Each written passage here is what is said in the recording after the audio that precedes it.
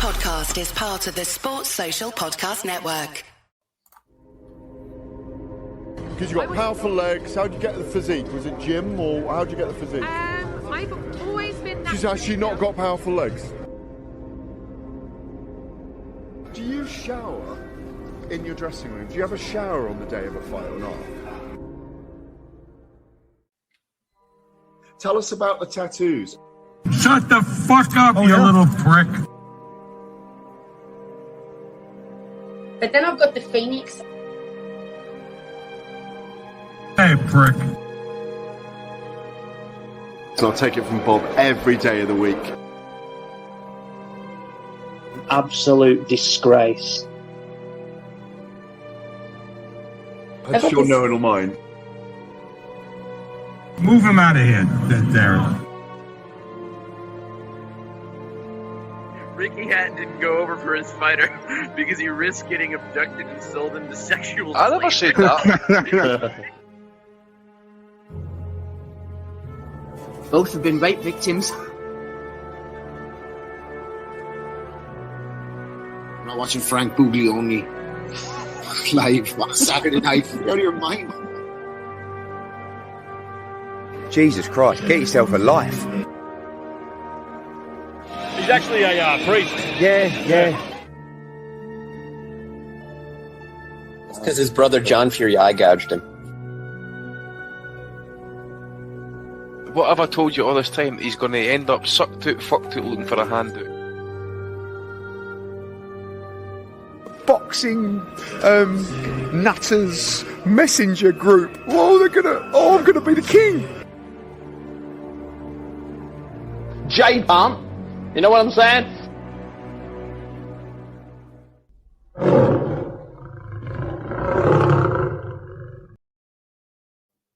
Well, hello everybody and welcome to the 558th edition of the Boxing Asylum Nuthouse podcast. I'm your host Steve Wellings, and joining me on the call this evening we have Andy Patterson and Matty Di Gialinardo, going live on YouTube from 8 o'clock every Sunday evening. The ad-free Patreon RSS feed updates shortly after the show concludes. Hello to everybody listening through the week on YouTube, Apple Podcasts, Spotify, Sports Social. Don't forget to leave a review on the podcast player of your choice throughout the entire month of February, which we're on to now. Nothing less than 5 stars is acceptable. Don't forget as well to join us over on patreon.com/Boxing Asylum if you want to get in on the Prediction League. We've got the WhatsApp group as well, other bits and pieces. Shout out to Danny Young. He did a show last night wrapping up the weekend action. He was joined by Zeconomics as well. Justin, the North Carolina assassin, jumped on. It was about an hour or so. You can catch that in all the usual places. We'll be talking Conor Benn shortly. Fury got cut as well, if you haven't heard. Teofimo Lopez is back on Thursday. Sheeraz, Shakur Stevenson, marvellous career. Unfortunately, he's now retired. Bellew of the week's questions, comments, and a little bit more. We'll start off in the Wembley Arena, Saturday the 3rd of February. Sky TV, boxer, boring Ben Shalom, Andy, as Dan Azeez went down over 12 rounds to Joshua Buatsi, 109, 117 times 2, and a 116, 110. Couple of knockdowns just skewing things at the end there. Commonwealth and British light heavyweight titles on the line. I thought the fight, Andy, was okay. I thought it was a decent scrap. Never really lifted off. One thing I noticed early on, it never changed as the fight went on. Azeez wasn't coming forward. He just wasn't explosive enough. I think his footwork was a little bit too slow to just get him in range without Buatsi picking him off first. Yeah, and I also think maybe Buatsi had a wee bit better reach. He did look like he's slightly, bigger guy as well, to be honest with you. And you see, I think maybe the speed of Buatsi, better. I think maybe slightly better all-round fighter, actually. I mean, that's no disgrace to Azeez, who, as I say, he's well respected for what he's done in the sport. Just usually couldn't get the shots off, and Buatsi's finding body shots, especially the left hook, having some success with a right uppercut and that as well. Dropped, was it the 10th or 11th? I think it was 11th, sorry. And he obviously had his moments in that as well. Azeez, he was trying to catch him with the right hand, but it was more in type of, in response to what Buatsi was doing. Obviously, there was moments when they were getting caught in the pocket. They were both having moments in that, but I did think in the end it was a clear win for Buatsi. My stream cut out running about halfway through the 12th round, so I don't know how it finished. If it was a big win, but someone did say to me that they felt Buatsi could have pressed for the stoppage potentially in the 12th round. But I was also flipping between that and the Conor Benn fight as well at the same time, so I got kind of caught out. I didn't know that the Benn fight was on so early, actually, to be fair. So why did Buatsi step off, Andy? Is he just that kind of character? Is it the fact that they're mates and all? Because I think he should have made a statement in those last 20 seconds and let his hands go. Well, I didn't catch the last 20 seconds, to be fair, mate, but as I say, I'm only basing it off what someone says to me. If you're saying you could have let it go, then I don't know, mate. Maybe it's a lack of killer instinct, or maybe just didn't read the signals. Just wondering his mindset, you know. Possibly, but you've seen it afterwards and that as well. Well, I've read the reports and that, you know, they're all up there saying, you know, it's a pleasure, good mates, and that type of stuff. So they both got paid and they both come out the other end okay. So other than that, mate, what can you say? I mean, at the end of the day, it's we mentioned it last week. I think it would be Buatsi's best win. People are now kind of semi-shitting on it because they're saying, it's domestic level and that. But at the same time, you know, Azeez has earned his stripes. You know, it's not everybody can go out and do what he done at the same time. So, you know, fair play to Buatsi. He had to do what he had to do. But that was a final eliminator for Bivol's title, I think. And I don't know, mate. It's just, again, it's all down to levels at the end of the day. So I don't know what they're going to do because obviously we want to see Bivol against Beterbiev next. So I don't know what would happen, but His Excellency has that handled, Andy. Well, I suppose, pretty little head.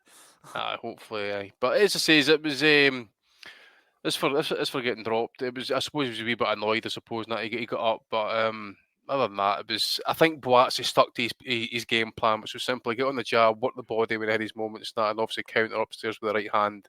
And sometimes Azeez was over his front foot, he was getting picked off with uppercuts and that as well, as we mentioned that. So I just think he was also finding, you know, he was manoeuvring well, and he was actually finding, you know, room to kind of land his left hooks and that as well. So he's both head and body. So Azeez's I think he's the main shot he was looking for was basically his right hand, and he was having some success, but not great. But I just think also the hand speed in that as well was allowing Buatsi to have the major success in the fight. So no complaints about the scorecard. Well, about the winner, sorry. Yeah, no, I agree actually. And Buddy McGirt was shouting, "Move forward, Dan, move forward." He just wasn't able to implement those tactics. MB says powder puff shots from Azeez, no respect, and there's the respect or lack of from MB. Chris Butler says Buatsi needs to step up now, seeing him beat domestic level fights. Yeah, look for that WBA. If it's not going to be a shot at Bivol, maybe a vacant title, or he could fight for all the straps. Who knows? Azeez, Matty went down twice in the 11th round. A slippy canvas. We've seen it so many times before. It seemed exceptionally slippy, this one. Maybe some kind of material or something. I know technically a punch landed on both occasions. Was it enough to send him down? On both occasions, I'm a little bit skeptical. That first one, it seemed... I know the punch landed, so technically, as I said, it should be a knockdown, but that first one, it was powder puff blows, really, from Buatsi, and Azeez hit the canvas, but I think that was a slip from what I saw. Yeah, I agree with that. I thought the second one was a lot cleaner. But I still think the canvas came into play, and I know thinking, you look at the scorecards and thinking almost like Buatsi walked it, but that means that if two of the cards had 116s for him, that means entering the 11th round, if Azeez won those last two rounds, he was going to be able to eke out the draw.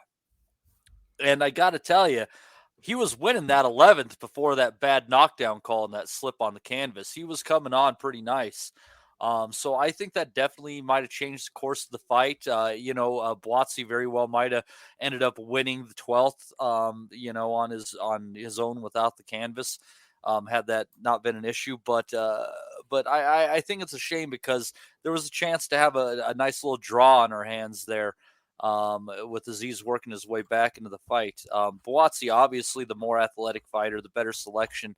I had this thing, he's a little bit more athletic, a little bit more upper body movement, Steve, but for some reason, Azeez kind of reminded me of Glenn Johnson. Particularly at the distance where they like to throw their jab. It's a little bit closer than most would tend to throw it, but they kind of land it before full extension and just push through and kind of keep your head back a little bit. Just kind of the way when he was doing his thing, walking forward, just the touches, looking for the bigger shots.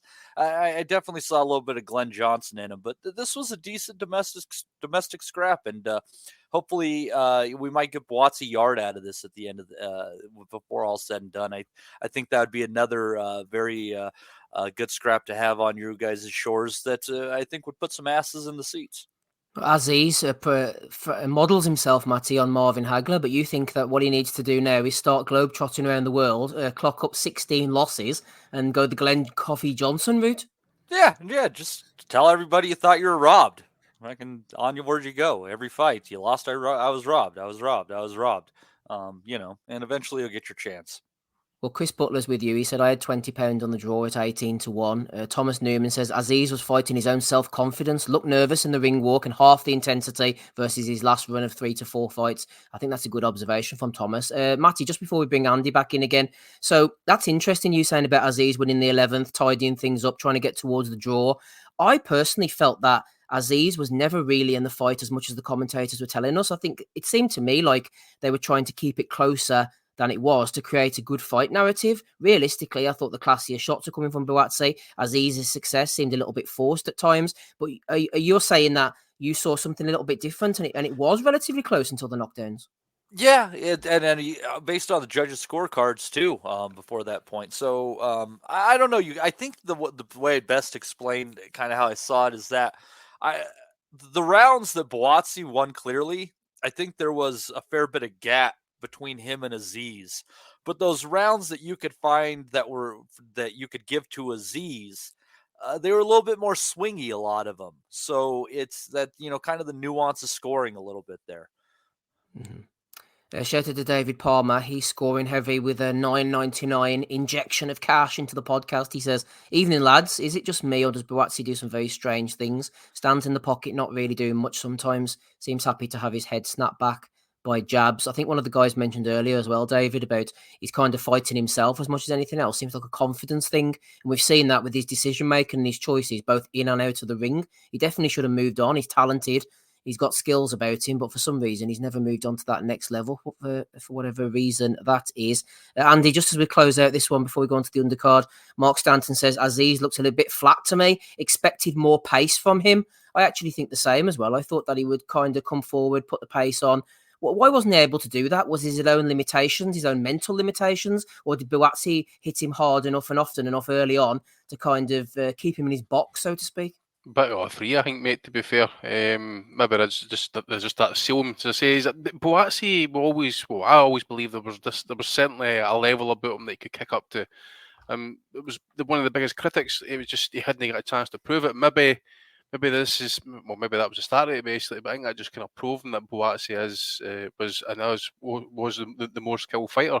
The other thing I was just reading there as well is I forgot that Dan Azeez was actually European champion. He's vacated the belt as well, and that would have been a good payday for him as well if he actually kept that. So clearly, maybe the Buatsi fight obviously would have been the better money, but again, that would have been a guaranteed, good 10, 20, 15, thousand euros, pounds, whatever it is in the future. It's a shame.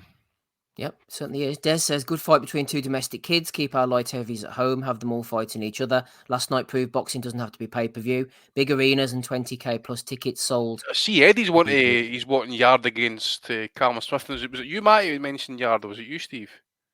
Matty mentioned Yard. Aye, who's it? Yard against who? Buatsi. Aye, Eddie was talking about wanting to get Yard against Callum Smith.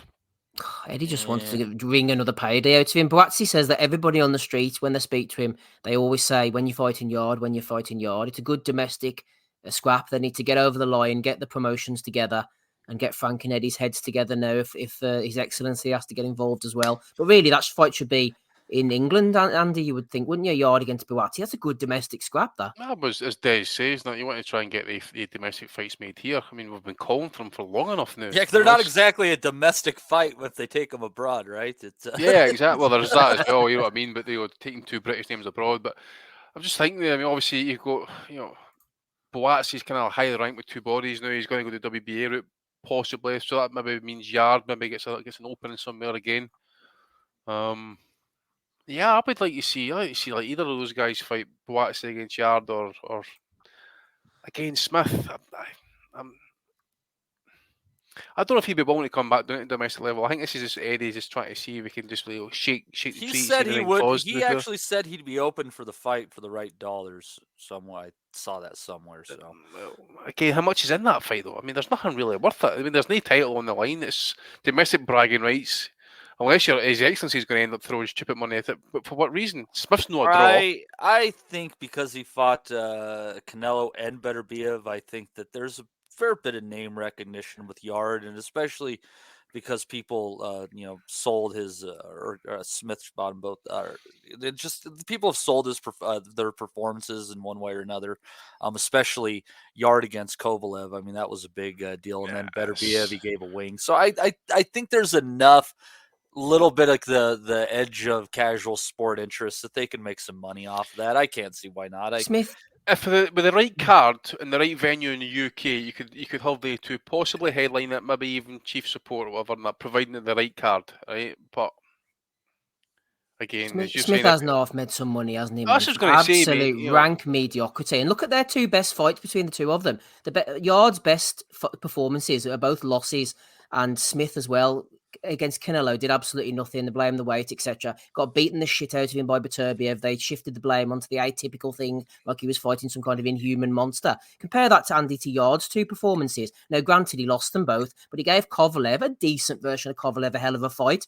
Beterbiev, maybe rose-tinted glasses. Was he really ever doing that well in the fight? Thought the first few rounds he gave Beterbiev enough to handle, enough to think about, as anybody has. At least he goes out there and dares to be great. So I don't want to use that phrase, but you know what I mean. Yard's he won rounds. Putting balls on the line, man. He won rounds against Beterbiev, did he not?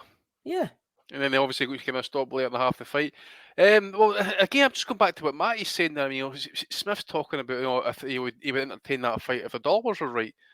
But then again, really?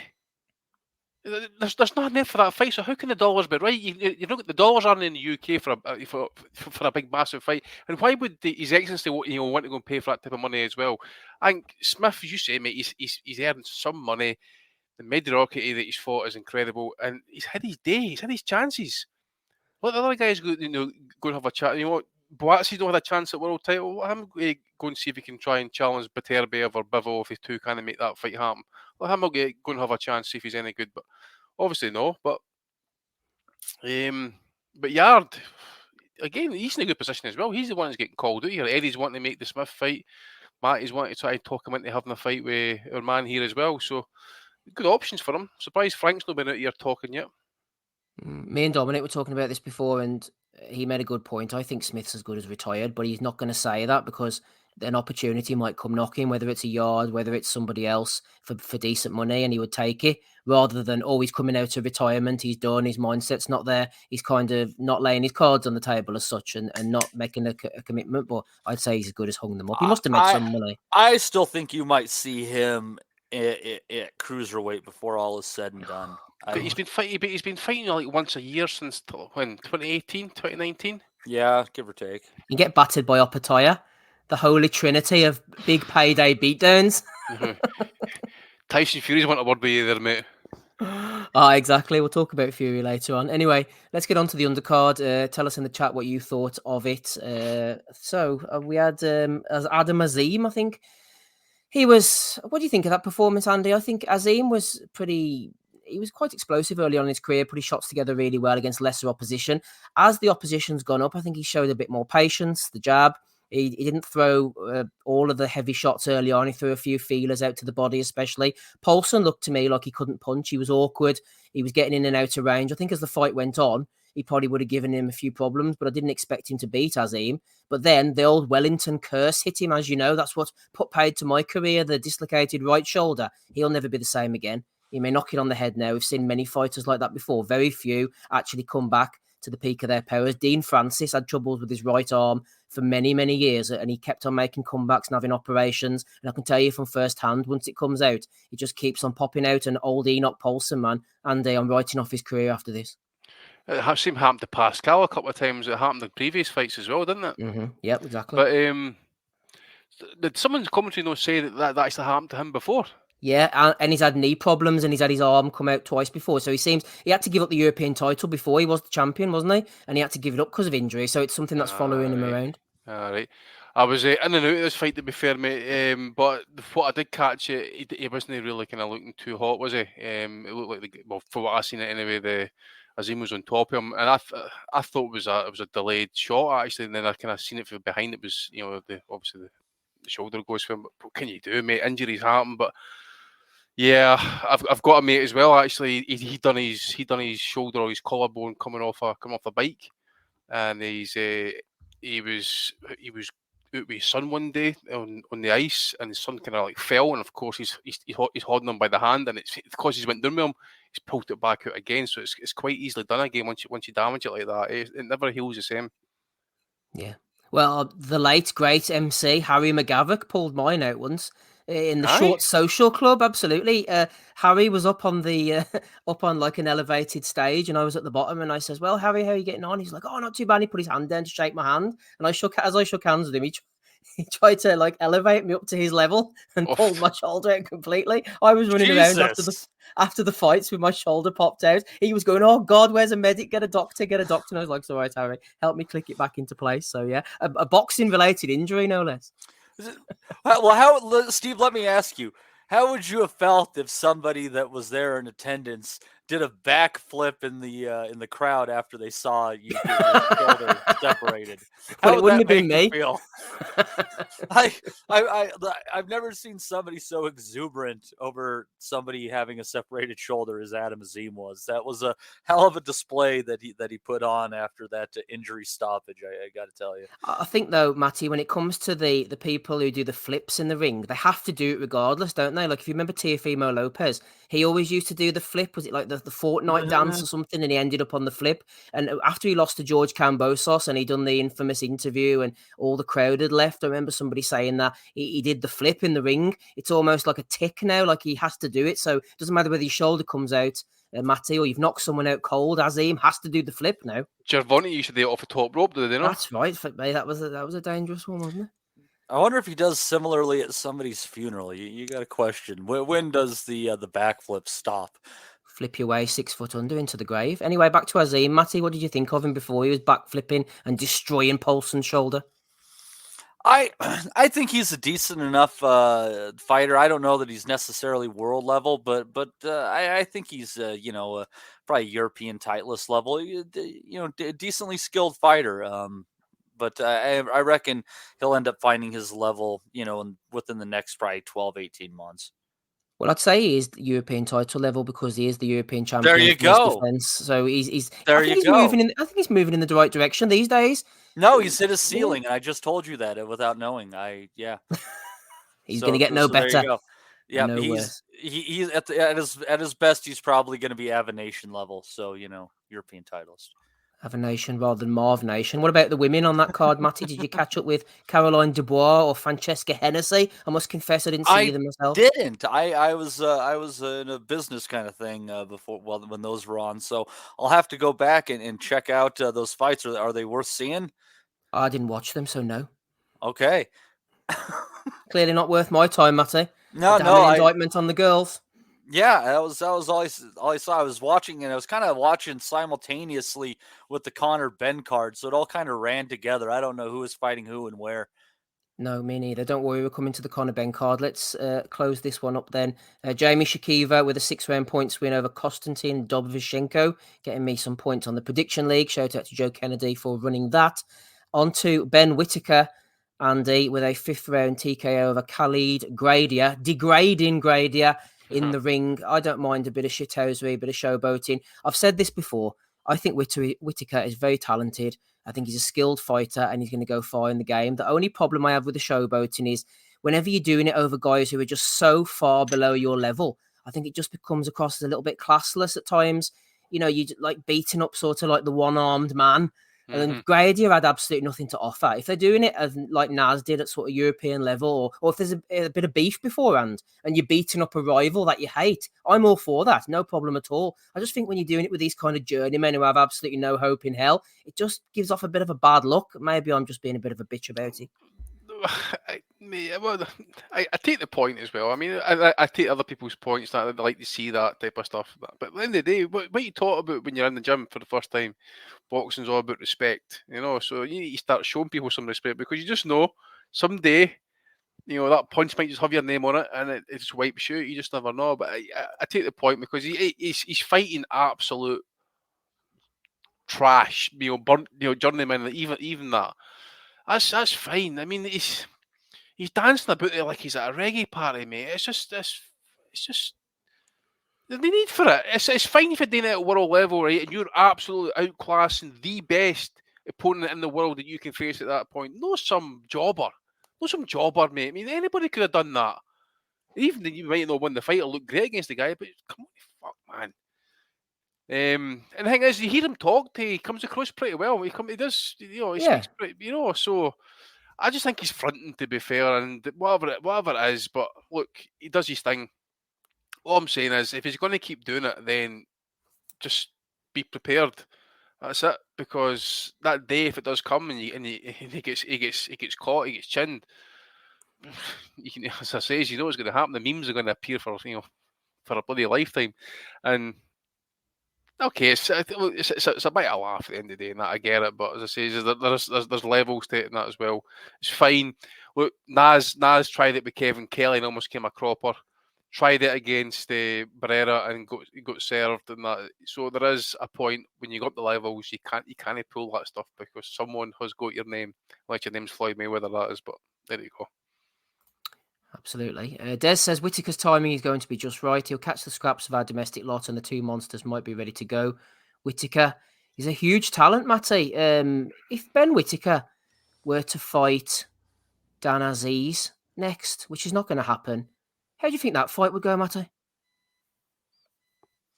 That's a really interesting question because you kind of wonder when Whittaker's showboating is going to catch up with him, and I think Azeez is good enough that he could probably find a moment to take advantage of.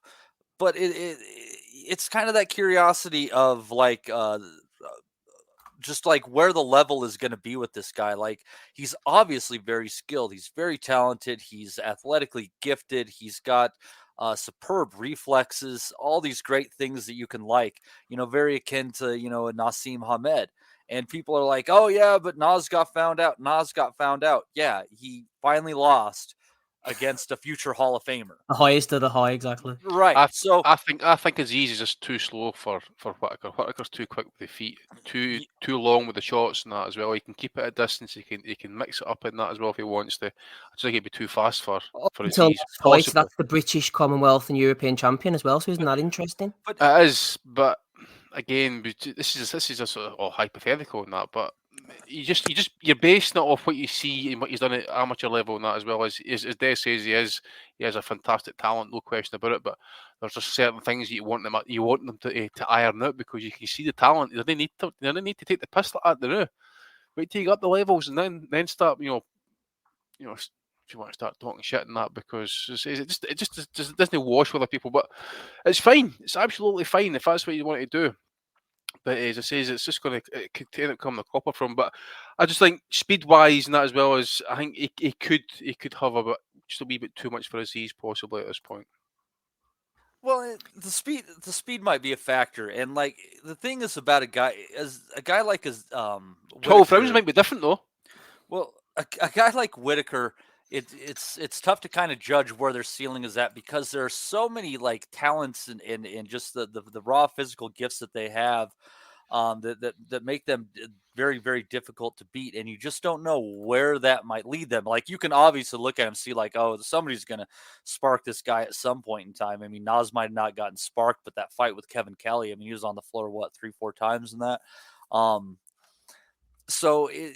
And whether Azeez is that guy or not, I don't know. But you just with Whittaker, it's a real question of does he want to keep going with the style or does he want to try to refine that to avoid it? And I think you end up in a point of trouble with like a guy like that because if you take away the way that they fight, they're all instinctive, they're all rhythm, and if you try to get them away from that, you're probably going to do more harm than good. Like I don't think anything good happened for Nas switching trainers. He fights how he fights, and it's all about if he can find his rhythm, and you're just done for.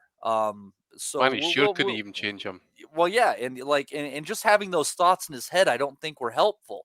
You just kind of go with your instinct. You're just natural at what you do. So I think Whittaker's probably going to get stopped by someone at some point, but at what level, I'm not quite sure. But he sure is entertaining while he's doing it. He's got a funky rhythm. The question is he more Naseem Hamed or is he more Emmanuel Augustus? We will find out. Des Says Matty is bang right. Dan is too slow of hands and feet, and Whittaker is huge. Dan is a small light heavyweight. The thing is, Matty, regarding Whittaker, Azim, and any other prospect, we've seen them as many as we have over the last 20 odd years watching boxing. You have to tick boxes. They look $1 million on the front foot, and this isn't a slight on them. Whittaker looks class when he's backing people up. He's fighting at his pace. You have to say, what happens when somebody makes him fight at a pace he doesn't like? For 8 rounds, for 10 rounds, for 12 rounds. What happens when he gets hit? I'm not just talking about Whittaker, but I'm saying Azim as well. And any of these prospects, we have to tick these boxes first. We see them backing people up. We saw Josh Kelly backing guys up, the infamous 7 left hooks in a row. It's okay doing that at a certain level, but you have to tick these boxes as you go along. We haven't seen Whittaker punched by anybody yet. We haven't seen him really backed up by anybody. We haven't seen him make to fight somebody else's fight. He's fighting his fight at the moment. We have to tick those boxes first. Steve, I'm not even sure that I'd try to throw 7 left hooks in a row against a fighter who had no right arm. Just, I don't know, not my style. But yeah, I don't know, Steve. It's so tough because the whole thing about this is like you're trying to judge like on some tangible analysis fighters that are just completely about intangibles. And I think that's the difficulty with it all. And yeah, you might get found out and something like that, but you might not. It's when fighters are all about fighting in a rhythm and they just have the incredible athletic attributes, they're really hard to figure out because, I mean, they're going to be throwing shots from angles that folks don't expect. And yeah, you might be able to back them up. And some of these guys can't fight off the back foot. We've seen plenty of come forward fighters who, as you're pressing, they can't do much off the back foot. But what's to say a guy like Whittaker can't shift an angle when you got him going into the corner and then corner you? Absolutely. So I don't He know. Might well be. Let's find out exactly. 100% agree. I'm not saying he can't. Yeah. I just need to see. Yeah. He's a really exciting and interesting prospect. And he is. And I think the fact that he has so much bravado and when you couple it with his style, he's going to have a lot of people who like him and he's going to have a lot of people who hate him. And that's going to drive viewership. People are just as inclined to try to watch if they want to see somebody get knocked out as if they want to see them knock somebody out. Mm-hmm. Yeah. Well said, Matty. Chris Butler, just to close, says all his fights have been showcases so far. Number 1 says, got to give props to Boxer for putting out a half-decent show. Try as he might, even boring Ben Shalom wasn't able to kill that show last night. Paul Rafter, he said, was a bit disappointed in Azeez. Wanted Buatsi to be found out, but it didn't happen. And David Palmer, talking about Whittaker, says it will be fun finding out it. Well, exactly. You might get knocked out at some point. It's going to be a fun ride along the way, and that's what we watch boxing for, isn't it? Well, not in our case. We watch boxing so we can be miserable and complain every weekend, but some of you lot out there might enjoy it anyway. Shout out to the chat. It's episode 558 here. While that show was going on in Wembley Arena, there was another card going on at exactly the same time. One of the biggest punchers in British boxing. Well, should I say, Andy, one of the formerly biggest punchers in British boxing, Conor Benn, 22-0, going in against Peter Dobson, 150.5 pounds they both weighed in at. A few devils, Andy, a few devils out there on the internet were suggesting that Conor's power has dissolved mysteriously. I'm thinking he's just boxing off the back foot a bit more, just showing us a new look. Showing us a few different things, personally. That's what I think. I mean, where's the power gone? What on earth could the matter be? I think it might be the jet lag, mate. Having to fly all that distance to Florida or America, wherever it is, wherever he's fighting. Listen to John Fisher for the whole 12 hours. Yeah. It's maybe too many Chinese with a big man, Again, I was flicking between this and the Sky event, but no great. We'll leave it at that, shall we say. And even, we mentioned it again last week, our man Dobson, very slow, but there was times he was standing in front of Ben there last night, and Ben's throwing shots at him, and he's not landing anything, or the shots are getting blocked. The mythical power seems to have disappeared, and he's not as explosive anymore. It was not a good look again. And of course, you listen to what's getting said afterwards. They're calling out the usual names. They're no serious about wanting Boots Ennis. I see Da Haney walking up to him as well after calling him out. It will be Alexa Kilbrook without doubt next or something along those lines, because they're recouping their losses. If they put him in with Boots or Devin Haney next, they know what's coming. It's a big fat L, and it's another rebuild after all that. And with his current situation as it is, he cannot afford a rebuild. He's going to try and keep ticking over. keep getting semi paydays coming in until we can get a big fish. But he's shit out of luck, mate. If he's not got a date clear, for that hearing for I forget what state it's at just now in terms of the appeal for his drug tests and that. But he's still kind of fighting this country. There's no clamour for him actually, in my opinion at least. I see Eubanks now talking about fighting. Who was it? It was. I get at this point. I need to go and check Twitter. He was chasing Alim Honolulu last time I heard. No, that was Kell Brook. Sorry, Kell Brook was having an interview with Simon Jordan. That's what it was, and he'd mentioned Eubanks. Sorry. Okay. So you never know. Maybe Brooks no want any be entertained with that, and he just want to fight Eubank and fight it on Sky. Eddie's not involved again, but I think it's an odd situation for Ben at this point. He needs to get that UK clearance. Because at this point, nobody's wanting to fight him. You've seen Devin Haney's tweet last night as well. When you asked that question, mate, where's the mysterious power went to? Or I think it was Devin Haney anyway. Says he left in the needle. Yeah, left that shit in the needle again. Aye, so everybody knows what time it is with him now. Again, as I say, I just think that he's just trying to recoup his losses. I mean, look, he's got a lifestyle, he's got a young family, but he's also had to pay lawyers. He's had to bring in specialists for this stuff, to try and clear him. And he still hasn't got any closer to it. And you don't know what he's earning just now in terms of paydays, but I'm not really bothered. Did you see what the crowd looked like? No. What crowd? Exactly, Steve. It was like a leisure centre or something. It was like COVID again, little Osama bin Laden cutouts. Well, I think it was at the Cosmo, but I think they had the room scaled down. So it was like a casino ballroom or something like that? Yeah, I think that maybe 1,000 people there. Wow. So you'd be lucky $500 for that type of venue. That's the thing about it. Like, they can keep, flapping their gums about this, that, and the other about the British Boxing Board of Control. But Conor Benn isn't a sellable commodity in this country. So you either have to try winging it and getting him to fight on the East Coast, where it's an easier trip for people from the UK maybe to make it, or they're going to have to try to face this down and get him to be able to fight on domestic soil, because all this shit that they've endured with him, they're not going to recoup any of it unless they get a really good domestic scrap out of Conor Benn. And nobody wants to fly to Boston or New York City to see two Brits fight. That's for you guys. Well, not even the Brits want to do that. I don't think there's an appetite to travel with him. His name value in the UK is where he needs to fight. Nigel Benn, Eubank, the Collins, Watson era. That's what it's all built of. Nobody's going to travel to watch him. They're putting him in America, Matty, because he can't get a license in the UK. But here's the good news, Steve, is even though there weren't that many people that came over for him, because John Fisher was on the undercard, that meant the Fisher clan was in town. So calling back to when Mayweather and Hatton fought and they were able to drink the MGM out of beer, well, I'm proud to say that the Fishers were able to eat the Excalibur out of their lunch buffet. So you're still producing even with low numbers, Steve.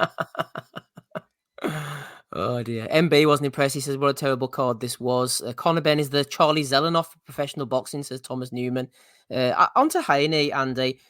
You know what? As stupid as it is with boxing and all, and Eddie's kind of involved, and Haney fought last time on DAZN, I actually don't think a Haney-Benn fight is completely unrealistic. Say Haney can't get Romero, as we know. He wanted Ryan Garcia, can't get him. They're talking about Sandor Martin, who really wants to see that. They're talking about Richardson Hitchens, who wants to see him fight him, etc., etc. All of a sudden, you could see Haney going, fight Con, just in the interim before you get a big fight. We'll put you in against Conor Benn, decent name, bit of beef, put you on DAZN against each other. I don't think it's completely unrealistic, Haney against Benn, from like a stupid boxing standpoint, Andy, to be honest with you. Well, we need a non-title fight, mate, unless Eddie's on the phone to the alphabets to get him ranked, because he's not ranked at this point, and I'm not sure if the WBC situation has him even ranked because he still hasn't been cleared yet. So who knows? So I would think probably that means it was not going to happen. Again, I think Ben's going to end up fighting this trash again, and something along these lines until he gets cleared. It's that simple. I don't know when the hearing is. Again, it was something was upheld and then it got challenged. So I think it's an appeal or something along these lines. It might even be an arbitration. I can't mind at this point. But that is what he's going to be facing at this point. And again, if he's calling out, the likes of Ennis and Haney, he's at it. He's absolutely at it. Kilbrook is what he's at. Chris Eubank is what he's at. You know, he was probably want a rematch with Chris Algieri. This time it's personal type of bollocks. That's what he's at. You know, he's not wanting, Stanionis or Crawford or any of these guys, man. He's fucking at it. And anything else is just lip service, just trying to kind of, just clout chasing. That's all it is. Clout chasing. Rob's on the call. Welcome, Rapping Rob Kelly. One person who Conor Benn won't be facing, and nobody will be facing for the foreseeable future, if ever, is the late, great Shakur Stevenson. Ooh. Now retired. I'll tell you what, it was a glorious career. Rob, what's your standout Shakur moment? Slapping that bitch in the garage. It was up there. I know, look, Shakur's a great fighter, man. I think he's just frustrated, isn't he? Like us all. He's showing Was it the vacant featherweight title he won, Rob? Is that it? Or was it the interim super featherweight title? You probably have to go back to the vacant Olympics. super featherweight title? Or the vacant lightweight title? What are we doing? Tony Bellew's career? What's going on here? So, kind of touching on what else is going on this last week, why does this picture of Shakur look like Carl Weathers' up to no good brother? Right? What's going on? There is no tomorrow. Not for Shakur. Rob, he's retired? He's retired, yeah. Retired Rob Kelly. I don't know, man. I'm sure Shakur will be back. Something tells me this is not a genuine retirement. It's like, I don't know. It's like fucking Floyd. How many times did Floyd retire? Well, in his 50-fight career.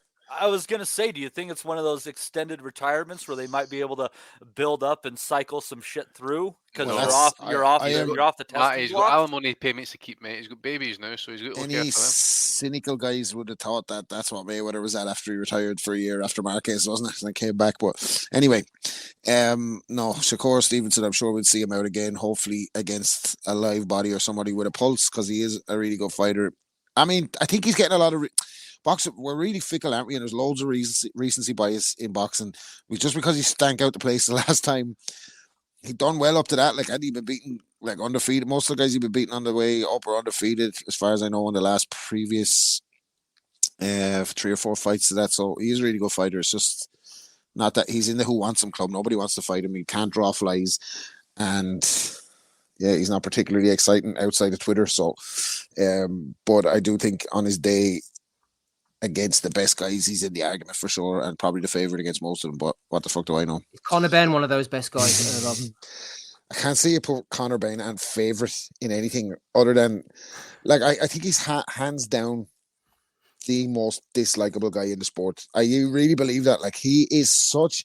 Do you know what? His behaviour in the press conference last night when they were like, Haiti said you left some shit in the knee, he was like, what the fuck is his problem? Fucking ain't he? You want to fucking come over here? I'll give him the power.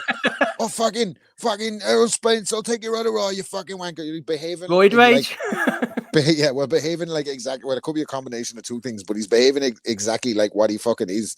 A spoiled child. A fucking spoiled brat who was born with a fucking silver spoon in his mouth and is one of the most entitled fighters on the planet who's beaten nobody with a fucking pulse.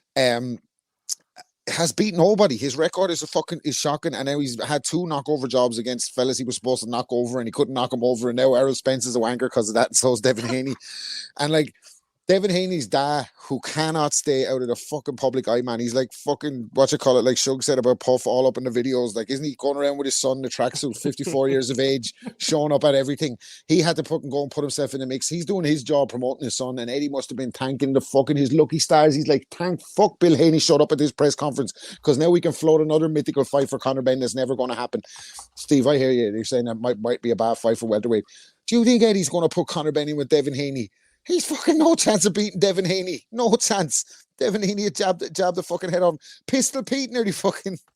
Pistol Pete... If Pistol Pete had found some belief and got out of sparring partner mode, he could have won the fucking fight. Jesus Christ. And he fighting on it. He probably just after breakfast as well. At the time it was on. Wasn't a good time for Pistol Pete. And let his Weetabix settle. Fuck's sake. They're trying to... Like, Eddie's a great salesman, right? He's one of the best in the biz for selling you, dressing up fucking shit and selling it to you, but he can't do it with him. Like, he has him over in America because he can't get a license in the UK, fighting at lunchtimes against fellas on a 4-year hiatus that he can't knock out suspiciously. And maybe it's the ring rust. And then Eddie was making excuses for him afterwards in the ring. It's maybe when he can fight with a free mind, that's when you see the real Conor Benn. It's mentally tough for him just now, Rob. It's mentally tough for him. That's why he can't knock anybody out. Everybody get off his case. You heard what he said on Piers Morgan and Ariel Helwani and anybody else who shoved a microphone under his face. This guy's an embarrassment, man. He's going around calling out retired fighters. The only time he talks about fucking real life fighters is when he's on Twitter, because I guarantee if Boots Ennis had been in that venue last night, he wouldn't have said nothing. He wouldn't have said nothing against Terence Crawford or a real fighter, but he wants to pick on Chris Eubank Jr. and call him up and drag him down from a fucking, as Chris Eubank Sr. said, he walks around at 185 pounds. You want to drag him down to 160 for a fight that nobody wanted to see in the first place. Then when that can't happen, he goes chasing fucking Kell Brook. Like, no retired fucking 47 pounder is safe. Fucking watch out, Mark Breland. Do you know what I mean? It's just, it's just a bit, like, I wouldn't mind if he got in and he got on with it and he just came out and was like, yeah, we're fucking looking for big fights, blah, blah, blah. But that's the way he goes on. Like, he's the least convincing tough guy in the sport, the least convincing fucking hard man in the sport. He barks too much. And looking at his performance, any ranked welterweight to splatter him. They're talking about Barrios, like the lads. I think Barrios beat him. I think any of the fringe welterweights he'd really, really have trouble with him, because he's not that good. And he hasn't really tested himself. He's been on the fucking... he's had a burst of strength out of somewhere. Now that burst of strength has disappeared, and he really looks like a novice fighter. He looks bang average, and none of those big shots last night were having a dent in good old Pistol Pete. So I don't think the Americans will be jumping out. The American Twitter last night was flaming Conor Benn, flaming him up. They're not in a hurry to see him again, like. So I don't think he's going to be a draw over there. Eddie needs to get that license situation resolved ASAP and try to bring him back to the UK so he can make some bread out of him, or get him over to Saudi. Exactly, because I agree. Well, he's not going to draw flies over there. No. He has no star power, and they're actually laughing at him. It's damaging his brand having him fighting on the buffet. And you put Devin Haney trolling you on Twitter saying he's left that shit in the needle, so. And then he's like, oh, well, what's Devin Haney talking about power? He never had power. Yeah, well, that's the point. Devin Haney's had no power and he's still a world champion. That's showing you how good he is. It's not fucking, do you know what I mean? If he gets a sudden burst of power over the next 3 fights, everybody will be wondering, where the fuck did Devin Haney get this power out of? You get me? Like, so.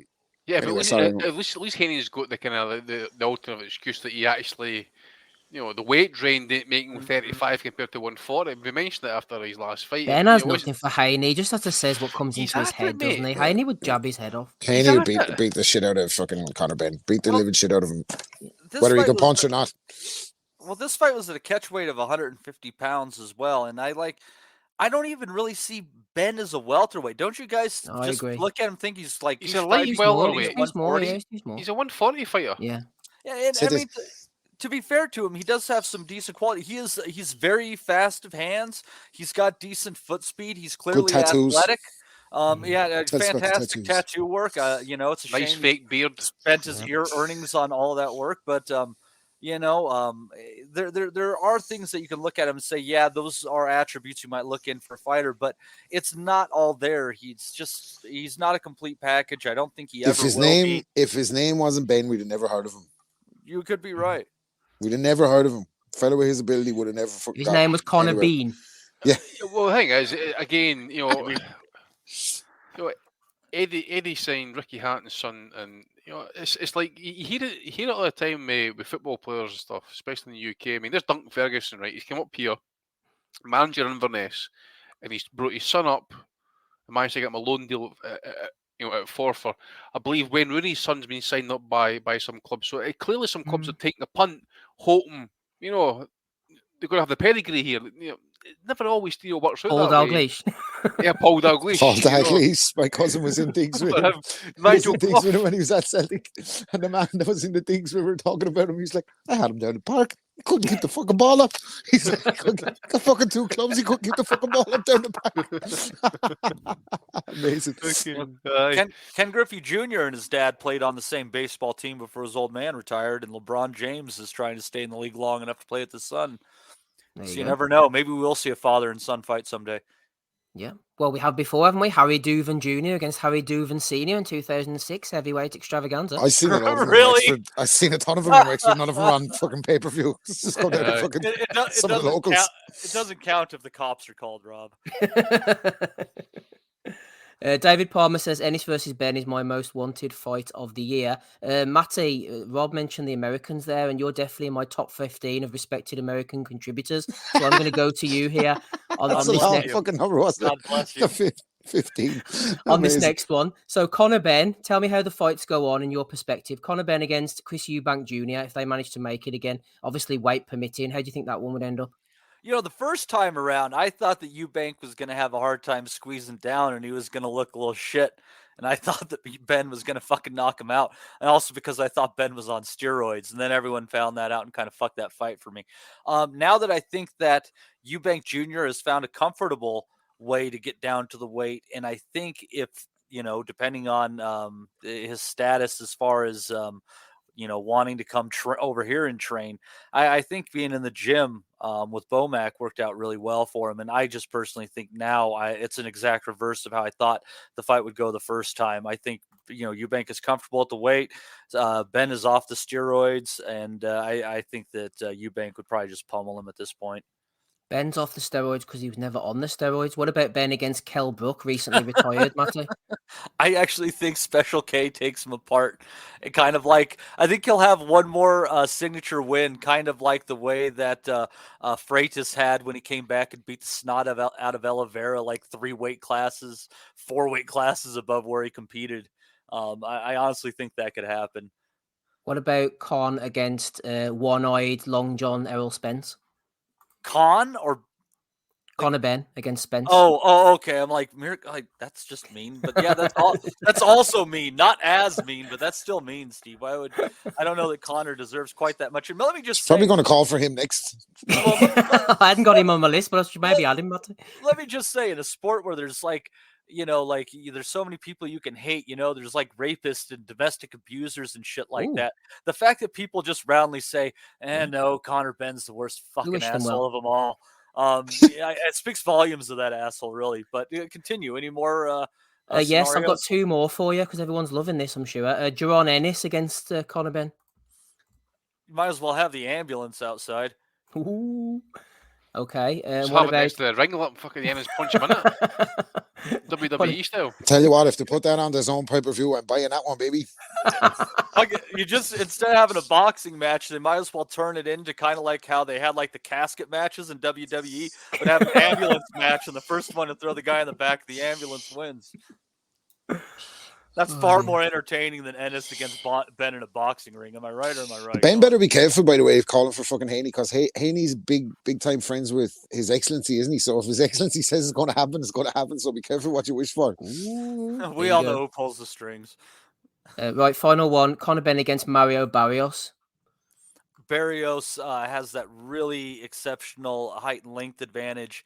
And in his last fight against Ugas, he really showed that he's learning how to snap that jab and catch guys when they're coming in right at the threshold. So I would have to think that Barrios and his jab wins the day. You mentioned Ugas there, actually. He looked terrible in his last fight. Couldn't get off. Timing was all over the place. I got completely busted up. Looked like he should retire. What about Conor Benn against Ugas? Sounds like something that should make. That's a great guy for him to pick on. There you go. Matty has spoken. Going through. See, they take it. Ugas is other eye as well. Could borrow one off Errol. Lack of self-awareness from the guy is unbelievable. Said to Josh Kelly, "Yeah, go fucking fight in a leisure centre. You're not relevant. You're fighting at fucking 7:30 in the morning in Vegas. Fellas are still up coming to see your fight. Fuck off, man." It's all the oxygen that's being pumped in to keep the crowd awake. You think he would have been all right? He had 2 noses. Oh dear. Chris Butler says Ugas would beat Ben. Right, we spent far too much time on Ben already, Andy. What about the undercard? My God. I can help you right now, mate. I ain't seen shit of that. I can tell you. Big John got a win, didn't he? Big John, young Big John. Oh, in other news, Austin Trout became bare knuckle world middleweight champion during the weekend. I'm gonna have to watch that. Went a distance, so there's no great shocks there.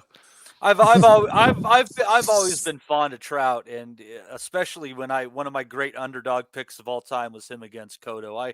I'm pretty keen on the guy. Fish-based theme, isn't it? Johnny Fisher, Austin Trout. Need to get Jamel Herring in there. Nice, Steve. That's nice, Steve. Maybe we can get them all to box underwater and see who has the most oxygen. I would definitely. That'd be the next thing. And everyone has to wear salmon-colored trunks. Oh dear. That undercard, I'm trying to think. The Ammo Williams, he had a really good knockout on there. Yeah, he looked decent. Yeah, the thing about Ammo, like people were, kind of shitting on him in the Nutters group, but I kind of think he fought how he felt he needed to fight, and he kind of did what he needed to do and ended it when he felt like he wanted to. He is a talented fighter. I'd like to definitely see him in a step up, but you can just tell that he's really a physical specimen and he's super strong. He's got kind of that Bruce Lee, Manny Pacquiao cut to him, and when he knocked that cat out, like he knocked him back like 10 feet. He's a very, very strong man. He is. Go on, Rob. I saw the other card if you want to. Yeah, go on. Go ahead, sure. I saw, because I didn't know. You watched Conor Benn on a Saturday night, Rob. No, I switched over to Conor Benn momentarily, and then I said he's dog shit to the lads in the chat. Any top welterweight's going to splatter him, and I went back over to the domestic thriller that was Buatsi versus Dan Azeez. I watched that card. I thought, who was on that? Adam Azim. I thought he was good. Thought he was boxing well, warming up into it. The guy puts his shoulder out, obviously, and fucking, do you know what I mean? You have a bit of an anticlimax, but I think he's a good fighter. Looked very sharp. Whittaker on the undercard. You've all said what is the most obvious thing. I think he's actually added a little bit, where he feels like he's one of those young fighters. He's kind of come up in the social media era, and maybe we just don't understand it. But he's been a prick to kind of do the Jake Paul route, I think, a little bit, and the fucking dancing and all that. It's not. We've spoke about it a million times. It's not impressive against sparring partner level guys. Let's see if he can do it as he moves up. Have they got rid of Sugar Hill with Ben Whittaker? I don't know, unless he was out with Fury, I suppose. Oh yeah, probably out with Fury or that. Yeah, but I don't know. He seems like he's another unlikable guy. But maybe he's got everybody tuning in. He's Ben Shalom's only hope of a real star over there, I think, because Buatsi and Azeez, as much as the commentators hyped it, I just thought the quality was very poor. I thought Azeez especially looked like a club fighter. He gave his all, but he looked tentative, he looked tired, and he looked like he'd blown a gasket by round 9 came, and Buddy McGirt was shouting at him to move forward for the last 3 rounds and start going for it, letting his hands go. But I felt like he was afraid to let his hands go because he knew what was coming if he opened up, because he was too tired, and then when he was forced into it, he was getting knocked over. And I actually think Buatsi showed him a bit of sympathy in the 12th round because he could have finished him. He backed up to the ropes with about 10 seconds to go with his hands down, and he was looking at Buatsi and Buatsi just took a step back and he let him finish the fight. I believe. I don't maybe that's not true. I agree. But I feel like he let him finish on his feet because the two of them are mates. But that says a lot to me about Buatsi as well, because Beterbiev's not letting anybody finish that fight. Or Yard is not letting anybody finish that fight. Or even Bivol. Well, Bivol probably let him finish the fight, but you think, just with the quality that's above him, the Anthony Yard fight's the only fight to make. I'd probably favour Yard in that fight if things go tough, because he's been through it against higher caliber of opponents. Buatsi's kind of not where he should be based on the talent he's supposed to have had from amateur turning over. I think it was you, Steve, said on Twitter, probably the most Buatsi thing to do now would be to pull out of any World Eliminators, come back and have a rematch with Azeez in 2025. I wouldn't bet against that at all. But I just thought it was a poor fight. I didn't think it was. I thought Buatsi was well ahead. I didn't think it was close by any stretch. I agree. George Groves is doing his best to sell it as a potential draw. If Azeez hasn't got dropped 3 times, it would have been a draw. So I couldn't see that. But yeah, poor fight.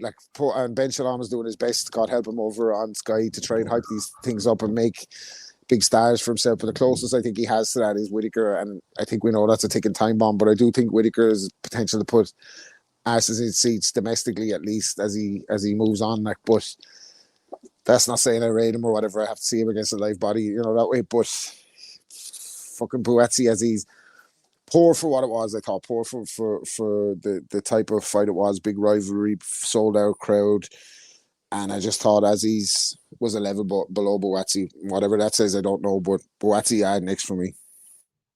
Buatsi yard next. Wouldn't mind seeing that. Thank you very much for that summation, wrapping Rob Kelly. Just to remind everybody at home, you're listening to episode 558 of the Boxing Asylum Nuthouse podcast. Rob's there giving us his summation. Matty's here as well, Andy, and me, Steve. Before we go on to talk about the big cut of the week. Usyk against Fury has been postponed. Let's have a look through the chat, see who's hanging around. Got Harvey Price Boxing returns. Des is there as well. So is Johnny. Mark Stanton's with us as well. Number one. Michael Thompson is here. MB, shout out to him. Steve Bald on top Wellings. That's not me, but I'm bald all over, actually, to be honest with you. A bit of a disclaimer there. Chris Butler's here.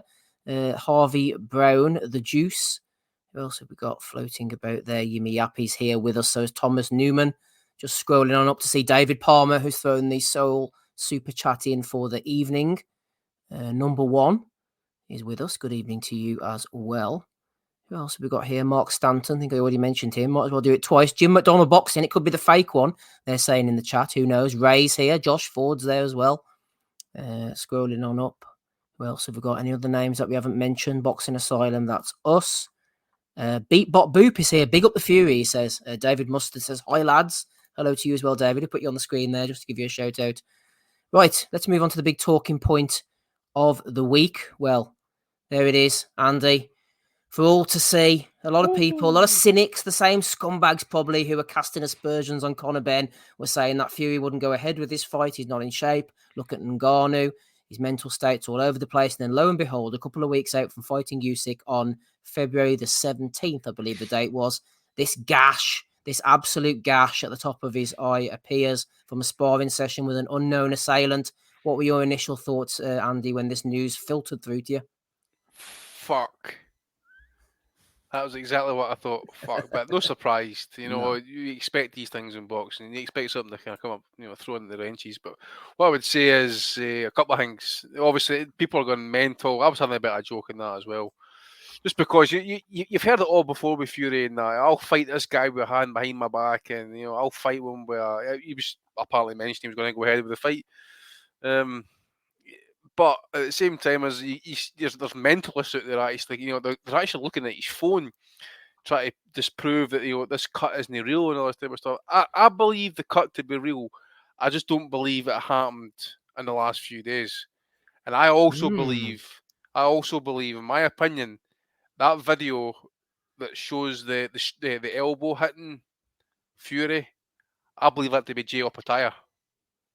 Well, there has been comments about Opataya being sent home and all, and there is that, and obviously there's been comments on Twitter as well that it was like some sort of Croatian heavyweight. But again, it's that I'm not the only one with that opinion. Obviously, that's Opataya that's possibly done it. Opataya apparently left Cameroon about the 22nd of January, I think it was. So that would basically lay claim to the fact is that it's happened in the last couple of weeks. Fury's probably had the work done, and then it's just no really repairing quick enough, so they've had to go for the extension for the postponement. I don't know, but I wouldn't put it past him, a Croatian lad, to elbow him and open up a cut, because I was over there in Croatia in the summer, and a lot of them are very rude. So I wouldn't put it past him to drop the elbow. No, seriously, I think even from that clip, looked like he's struggling a small bit with the smaller guy in sparring. Now I know you can't tell much from a fucking 0.5 second clip, but I think it's more telling that Opataya was sent home from camp, wasn't it? Like, so I don't know. Maybe he needs more time. Oh, there've been rumours that apparently that Opataya put him on his arse. Apparently, I mean, anything is possible. I think the Fury we saw against Ngannou, it looked, even though they said he was in camp and he took it all seriously, and that looked like he wasn't the same version of himself. And I was speculating at the time, was it because of the 3 fights with Wilder that he just doesn't look the same anymore? Or could not pull the trigger, or what's going on? Or maybe there's a bit of self-doubt. But he was straight out of the Usyk fight after the Ngannou fight over a cut as well, wasn't it?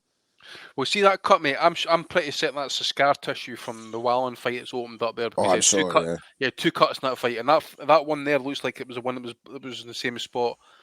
Well, that was a desperate cut. That was a desperate cut. Now, in fairness against Wally, that was one of the only nights he looked bad or looked like in trouble, apart from Ngannou, since he's kind of since he won a world heavyweight title. Like, that's one of the only nights he's had a bad night, like, or look bad. In the Wilder fight, you can understand the moments he's under fire, but other than that, he's cruised it. So I don't know. I'm just extremely disappointed. I was really looking forward to this. The more it kind of had been, it had been sleeping and creeping since it had been postponed the first time. An extra layer of intrigue is added into it based off of Fury's performance against Ngannou. Has to be, you know, you have to have those question marks going into it. But like, I just wanted to see it. I just wanted to see that clash of styles. Like, I wanted to see that event. And now the fucking fact that we have to wait for it in May, and God knows what happens between now and May. Like, could something happen to Usyk to push it back even further? Who knows? Like, well, the Ngannou fight is what made the Usyk fight delayed in the first place, because he got a fucking cut then too. Yeah, exactly. But it had been, we'd been we'd put it to one side, we'd forgotten about it, and then all of a sudden it was almost here, and now it's like, oh fuck this, like, to wait again for the heavyweights. I don't put any stock in the heavyweight boxing scene at all in the last 5 years. It's like you move a mountain before you get the two best guys in the ring. Like, I think as well, Matty, sometimes people say, it's going to add to the intrigue and build it up a bit more and everything. But to me, I don't know, it feels like a letdown, and it just feels as if we're that step further away from it actually happening for some reason with Fury, given his past, for whatever reasons you want to attribute that to. It just feels like you have to get him in the ring. And then I know they're saying May the 18th, it will happen. It's the two best fighters in the world. How could it not? The money's there in Saudi Arabia. Until you get him in the ring, you can't guarantee anything. And I think this is a blow. And it pushes it further away and makes it less likely to happen, unfortunately. Yeah. Steve, I think the fight will happen. And the only reason I say that is I think the money, excuse me, is just too big for Fury to not want one more, and then he could just walk away. I know some people think, oh, he's done, it's never going to happen. The money's just too big. I think he can take his L, walk away, and, you're pocketing. God, he'll probably end up pocketing, over 10 million in taxes and everything, thinking about it. But so we will get this, but I'm beginning to have more and more doubts about how much of Tyson Fury is left, how much the Wilder fights took out of him. He's obviously struggling. I know he turned himself around in so many ways, but he didn't live the life. So I don't know. It'll be very interesting to see when this fight comes off, how they look. And, and the one thing that you also have to consider is Usyk's not a young man either, but he does sure seem to be keeping up his fitness, and he's still quite athletic. But I'm far more doubtful about a Fury victory now than I was a week ago. Andy, what's going on with Cutgate? Because we saw the photo of Fury. Let me just bring it back up again. There. Chris was saying about it being the other eye. That's the eye in the Wallin fight there. But then somebody else in the comments, though, Andy, is saying, Bricktop is saying, it's the other eye, so the pick and vid must be reversed. It's no. If you look at unless the sparring video is also reversed, because it's clearly a left elbow that catches him. So unless the elbows came right across his face and somehow cut him on the other eye, directly across the other side of his face, it's the same eye. I'm pretty certain.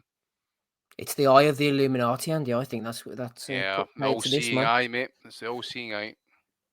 Wait till Conor Benn finds there's another eye up for grabs. Bloody hell. So, Rob, May the 18th, they're talking about now. Fury, I don't know, can he keep it together? Can he hold it together? Is there going to be a couple of retirements before then, as one of the boys said in the chat? Probably. I don't know. Like, at this stage, it's just kind of the heavyweight to just wait and see what happens. Like, I still wouldn't bet against him to beat Usyk. I still think he's the favorite to beat Usyk, as sharp Tyson Fury. I think we'll just find a way. I think it's just the size difference is too big, and Fury can do a lot of things that Usyk's other opponents at heavyweight are not able to do. He can switch to southpaw with him. He can move. He can box on his feet. He can really put pressure on you on the inside by weighing on you, grabbing on your neck. And I think when he pushed, if the moments that Joshua had Usyk on when he was pushing him back to the ropes and he couldn't pull the trigger, I think Fury would be clever enough to kind of take a step back and land a 1-2 in those spots and just keep him on the ropes and break him down. Do you get me? So I think Fury still has the edge when the fight happens, but let's talk about it in May. Fuck me, we got it the summertime now to wait for it, so we'll have to see.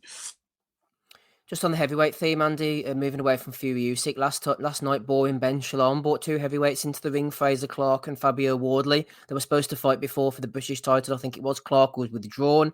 People said he didn't fancy it. He has the big esteemed amateur pedigree. Wardley sort of come from the streets, but he's shown his mettle, shown his worth. Are you excited by this fight, Andy? I think it's definitely one that needed to happen on the domestic front. Fraser, Clarke against Fabio Wardley. Sorry, I was chatting away there. Sorry, I was on mute. This is the one that got postponed after the weight or the what happened again? No, Is it Adelaide Wardley you're thinking about whenever they had the punch on the red carpet? Before it was supposed to take place, and then Clarke was withdrawn. Boeing Ben Shalom came on and says, he's going to the top, he's going to win all the world titles, we're taking him a different route and all this. But now apparently he is worthy of fighting Wardley. Yeah, well, it's a good domestic scrap, I suppose. I think so, yeah. You know, and it's probably it's ideal for both. I mean, but as Clarke, he's early 30s now, isn't he? And Wardley must be in his 30s now as well at this point. So ideal for both guys. Really is ideal for both guys at this point. Any belts in the line? It's a British title, eh? Yeah, British and Commonwealth Wardley's got, hasn't he? He brought them into the ring with him last night. Aye, so it's a bit of beef. You know, can't go wrong with that. You know, Big Fraser's 32, Andy, and Wardley is. Let me see.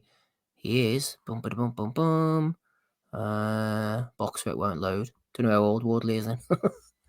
Wardley's late 29. There we go. It's a good one for me because I'm finally going to be able to tell which one is which out of these two fucking. I have a fucking clue which one is which. They are very similar. Yeah, I think Wardley's going to beat him, Andy, to be honest. You think so? I think so, yeah. I don't know, mate. I think Clarke's fought some naff, hasn't he? Wardley's sort of everyone they've put in front of him who is supposed to give him a test, he's kind of got through them. I think Wardley might outlast him, actually, as the fight goes down the stretch. Interesting. I think maybe just with Clarke, maybe with his amateur background, it might be enough. Who knows? It's heavyweights at the end of the day. Just takes one. This will be good stuff. Hopefully, just checking the card here. No other details on the card, obviously, but praise be to Ben Shalom. He'll get that fixed out with Alcester's help there, mate. No problem at all. They'll get it over the line. Wednesday, Matty, I know you're a big fan of the Pro Box card. You didn't manage to see Angelo Leo against Mike. Big freeze. the big freeze, exactly. Leo landed a cracking body shot. Planier went down. The referee said it was low. Planier was there holding his ribs, saying they were broken and he couldn't breathe. The referee was still saying it low. I don't think there was video replays or anything like that. But somebody at ringside said, here, hang on, that's a cracking body shot, man. You may count him out. And the next thing, the fight was over.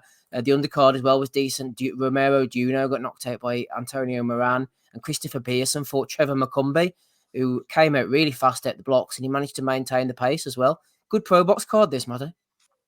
Yeah, I enjoyed it. You see, if you look at McCumbee's box rec, he has like some huge gaps in time in his resume.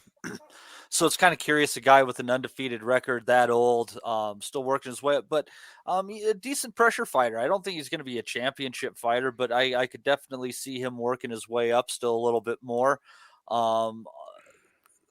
as he goes up the ladder. I thought that was it looked like a fairly decent test for a guy who on paper was untested, and he came through it against Pearson quite well. And the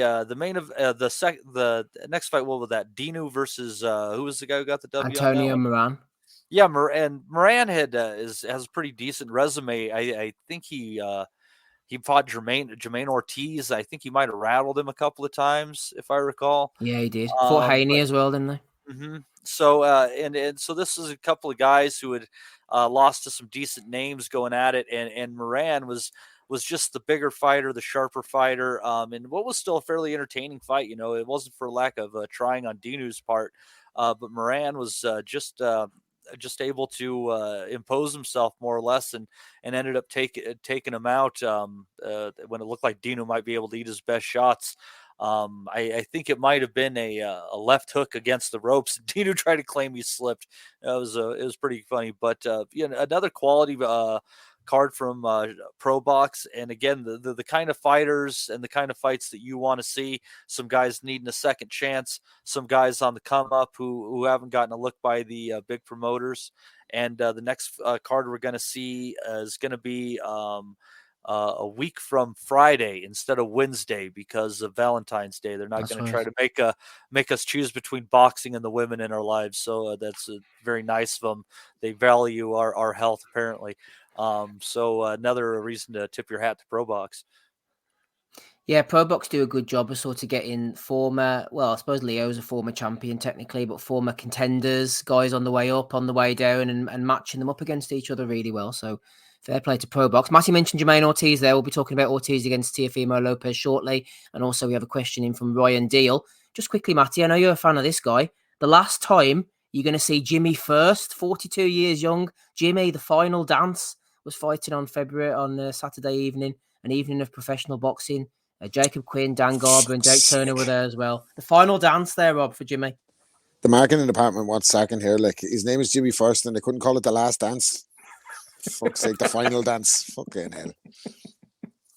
He did well though, didn't he, Matty? Old Jimmy coming to the fore. He got that shot on DAZN, I think, and he won, and then he lost in his first defense. He fought and he lost to the same guy. I think that he won the title fight. What was that? And the guy kept losing his mouthpiece and kept having points deducted. What the hell was that cat's? I think it was Corey something or other. Kobe or Corey something. That's right. Yeah. In Bradford, it was. Yeah, Jimmy Hotel Bradford. I stayed a lot of times at the Bradford Hilton, not the Bangkok Hilton, but not dissimilar, I'd say. You know that way? It's a great pub actually in Bradford called the Ginger Goose. Want to go in there, rock in there some Tuesday night, right spot. If anybody knows where to find the Lady Boys across the world, it's definitely Rob Kelly. The Bradford Lady Boys. Well, he said it was like Bangkok, right? So, I thought that's what you were going for. I don't know. He won anyway. It was against the Journeyman, and it says on BoxRec as well, Jimmy First's final fight. So it even notes that for him. And it's cool because I think he was 41 years old when he picked up that area title. So I mean, good for the dude. I think one of the Bens in the group, I can't remember which one, is actually knows him, likes him, really enjoyed watching his short career that he decided to get into later in life. So hey, rock on, Jimmy First. We hope you enjoy whatever is next around the bend. Yeah, and we like them good stories. Good for him, man. Good for him. Yeah. He got a few quids. Night out in Bradford. Do you know what I mean? Mm-hmm. Well done. Right, we'll throw this open to anybody who wants to answer it. I don't know if you have any interest in this one, Rob. Ryan Deal says, question for the pod on a quiet week. Not suggesting Conor Benn headlining in Vegas isn't worth 3 hours. What fights in the modern area that a guy lost over 12 rounds that you think would have got the win if it was 15 rounds? So he's talking Chavez Jr. against Sergio. Good one. Joe Parker, Dillon White was the one that came to my mind, actually. A couple off the top of my head. Clarke against Cotto. Good one. That guy seemed to gas down that 140 stretch for a while. Like. Definitely Chavez. Here's one for you. Hagler versus Leonard. Yeah. Good call. Yeah, there's a reason that Leonard insisted it was 12, isn't there? Zab Judah against Lucas Matisse. Zab against Lucas. When was that? I don't remember that fight, Matty. That was in 2008 after Zab kind of out of nowhere lifted the title off of Kaiser Mabuza, who out of nowhere lifted it off of Kendall Holt. I've got one. Who was the guy that had Lucas Booty on fucking Austin? Lebrado Andrade. Yeah, Lebrado Andrade. And the referee done everything he could to get him to that final bell, by the way. If I was a 15-rounder, he was getting slept. Yeah, that's right. Here's one then for you. Maidana versus Khan. Because Joe Cortez did the same. He wiped down your hands gloves about 100 times in the last week. Here you go. Come here. That was the 10th round. Khan took that a shot and he came back into it. So fair play to him in that one. Like, yeah, that's his best win, I think. Fury versus Wilder 1, says Thomas Newman. Yeah, good shout.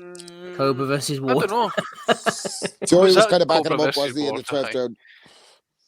Cobra versus Ward. Who was that one, mate? No, your man said Fury versus Wilder 1, but I think Fury had, by the time he got back up, he was backing Wilder up, wasn't he? Like, recovered a wee bit. Golovkin Canelo 1, Danny Young says. Oost. I feel like there should be some, but I just can't remember them. I think that's a great shout, Danny Young, because I've watched those fights a good few times, and as far as I remember in the first fight, Golovkin was getting to him down the stretch, wasn't he? Like, yeah, wasn't it round 10 he hurt him? I think he hurt him. Yeah. I think if he had another few rounds, he might have got him out of there for sure. Maybe Mac and Golovkin 15 rounds. I'm actually rank my brain as well. I'm trying to think something more kind of modern era. Martin Murray against Sergio Martinez. Lomachenko, Salido. Oh yeah, good shout. Lomachenko, Salido. Yeah, that would have been a twist. That would have been a turn.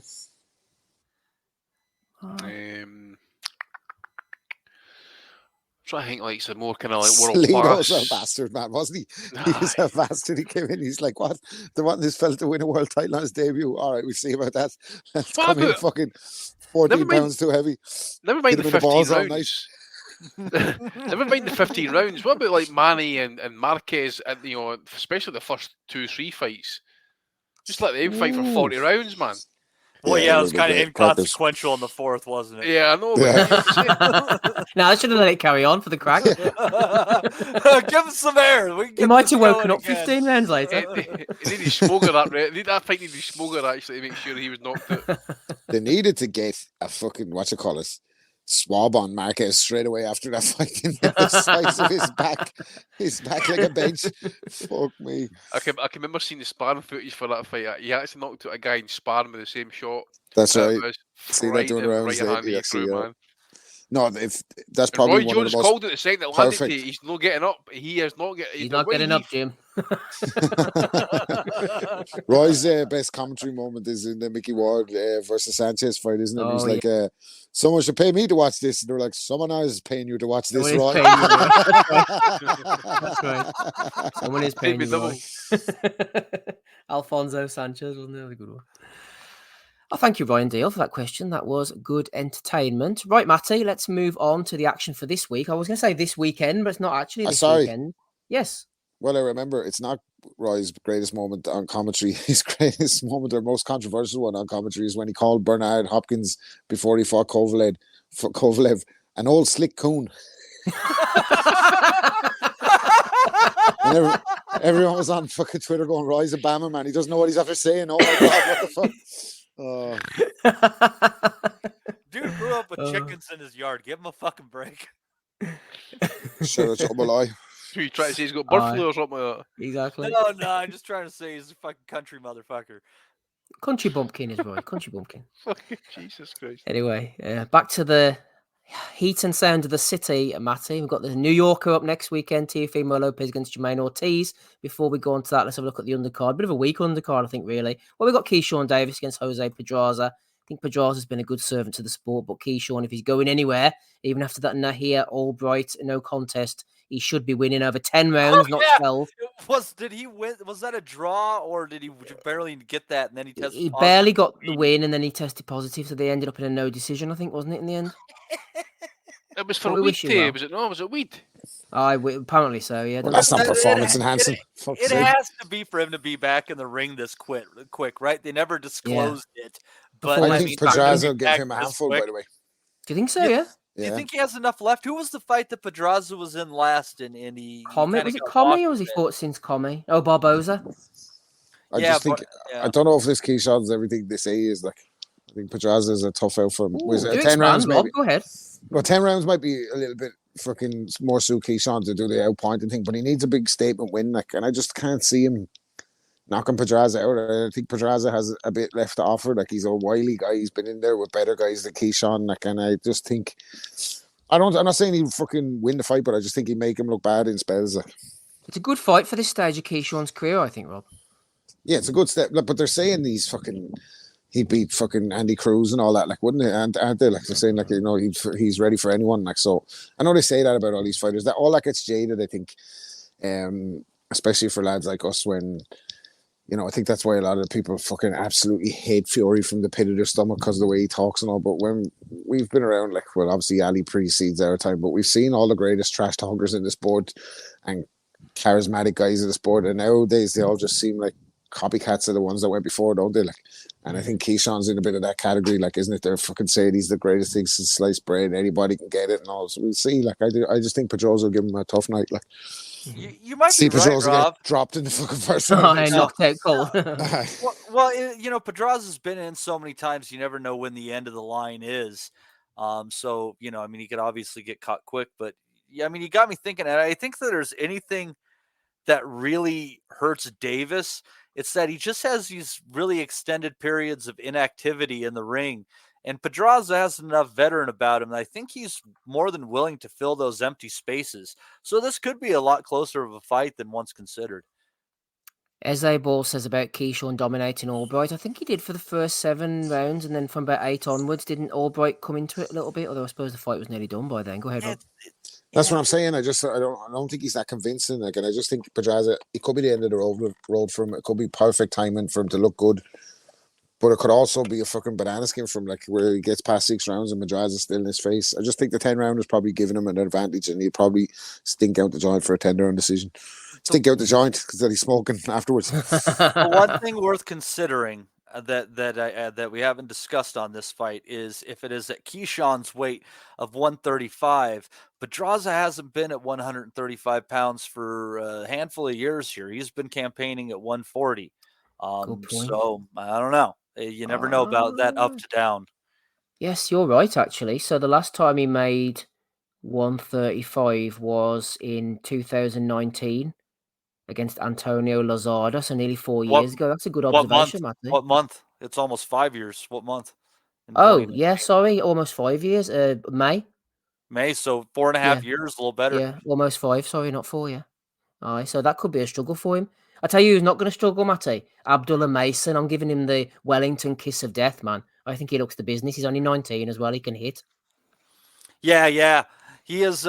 He's definitely one of the exceptional prospects that you see in the top ranked stable. You know, I don't know who he's fighting. Who's he up against on that undercard there? He's in against Benjamin Gument, who's 8 wins, never lost, 3 draws though, and in his last fight, he drew against Dante Strayhorn, who's a bit of a journeyman. So that would be a red flag. I think they're expecting Mason to get rid of him.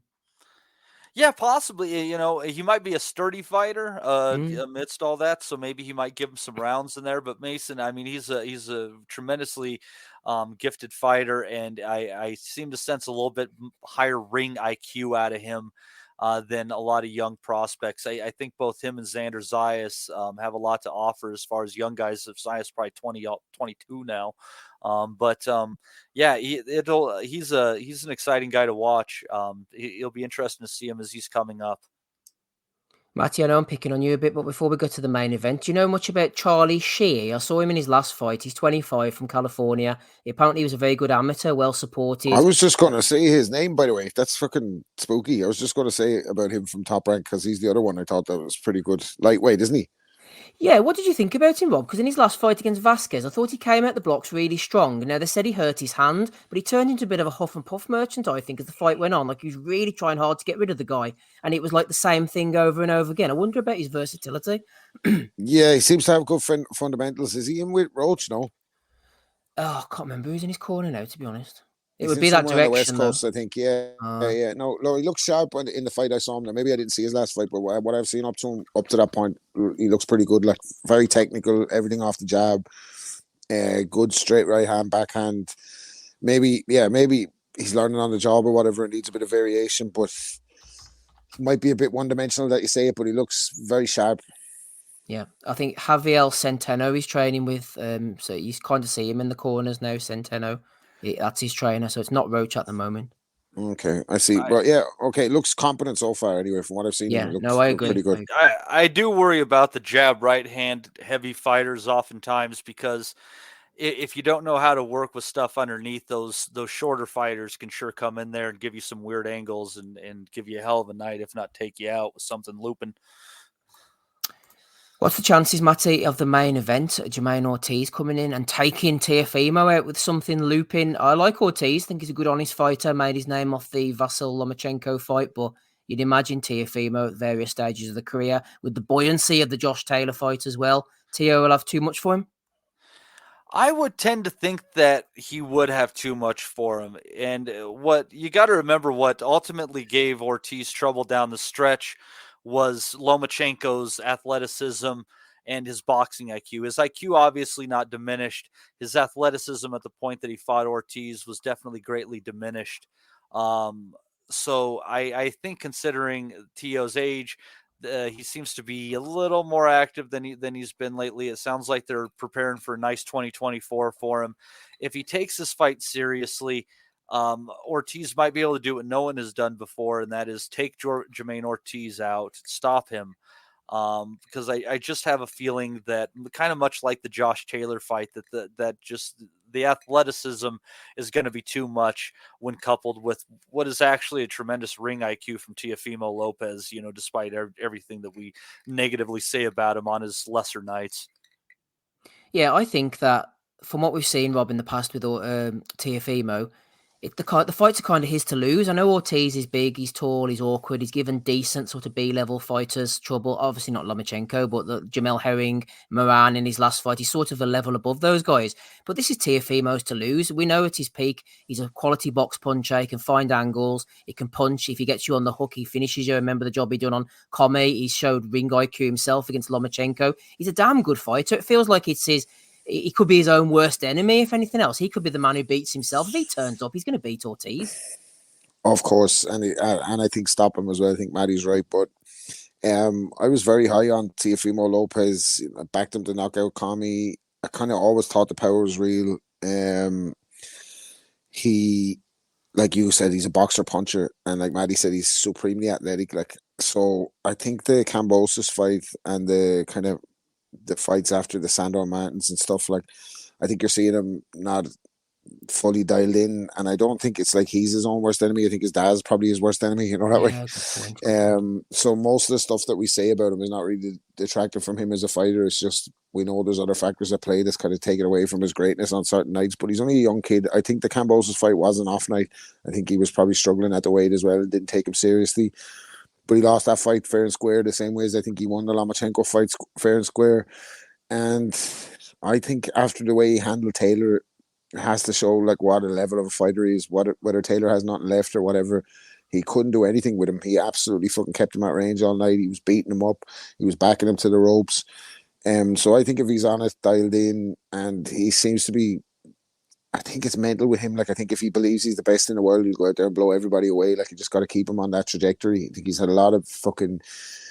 He's not the fucking sharpest knife in the drawer. That's the thing. Like, you know what I mean? He's had this situation with the missus, hasn't he? Like, the fucking whole divorce thing. He's trying to bring the baby in the ring and all that. The Daz everywhere. The bombed out Kamachi. There's tons of stuff going on with him in the background.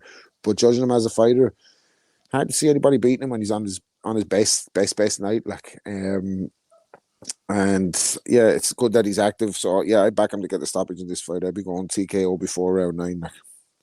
Rob, one fight I'd love to see, and they sent a contract to him, but he was injured. Subriel Matias, we know he's Puerto Rican. He takes a shot.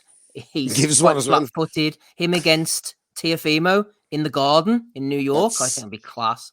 Horny shit, that is. That's all I'd say. Fucking yeah, no, Matthias. We were speaking about him on the pod a couple of weeks ago, and I was getting him confused with someone or something. But yeah, no, I like he's ruthless. He's fucking. He can look bad in fights and then turn it around with power. He's there to trade.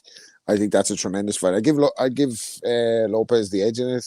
On boxing ability, but footwork. Yeah, the footwork and the long jab as well. I think if you can get off on him in early stages, he'd start causing problems. But be an explosive fight, I'm here for that. Like, well, as we've seen, the way that you win rounds off of Matias is by you keep moving around him and you keep your hands moving. At the end of the day, you got to try to keep him occupied. He's too long, isn't he? And he gets in and out too quickly. Lopez when he's at it, like he's good on his toes. You know, the question is, Rob.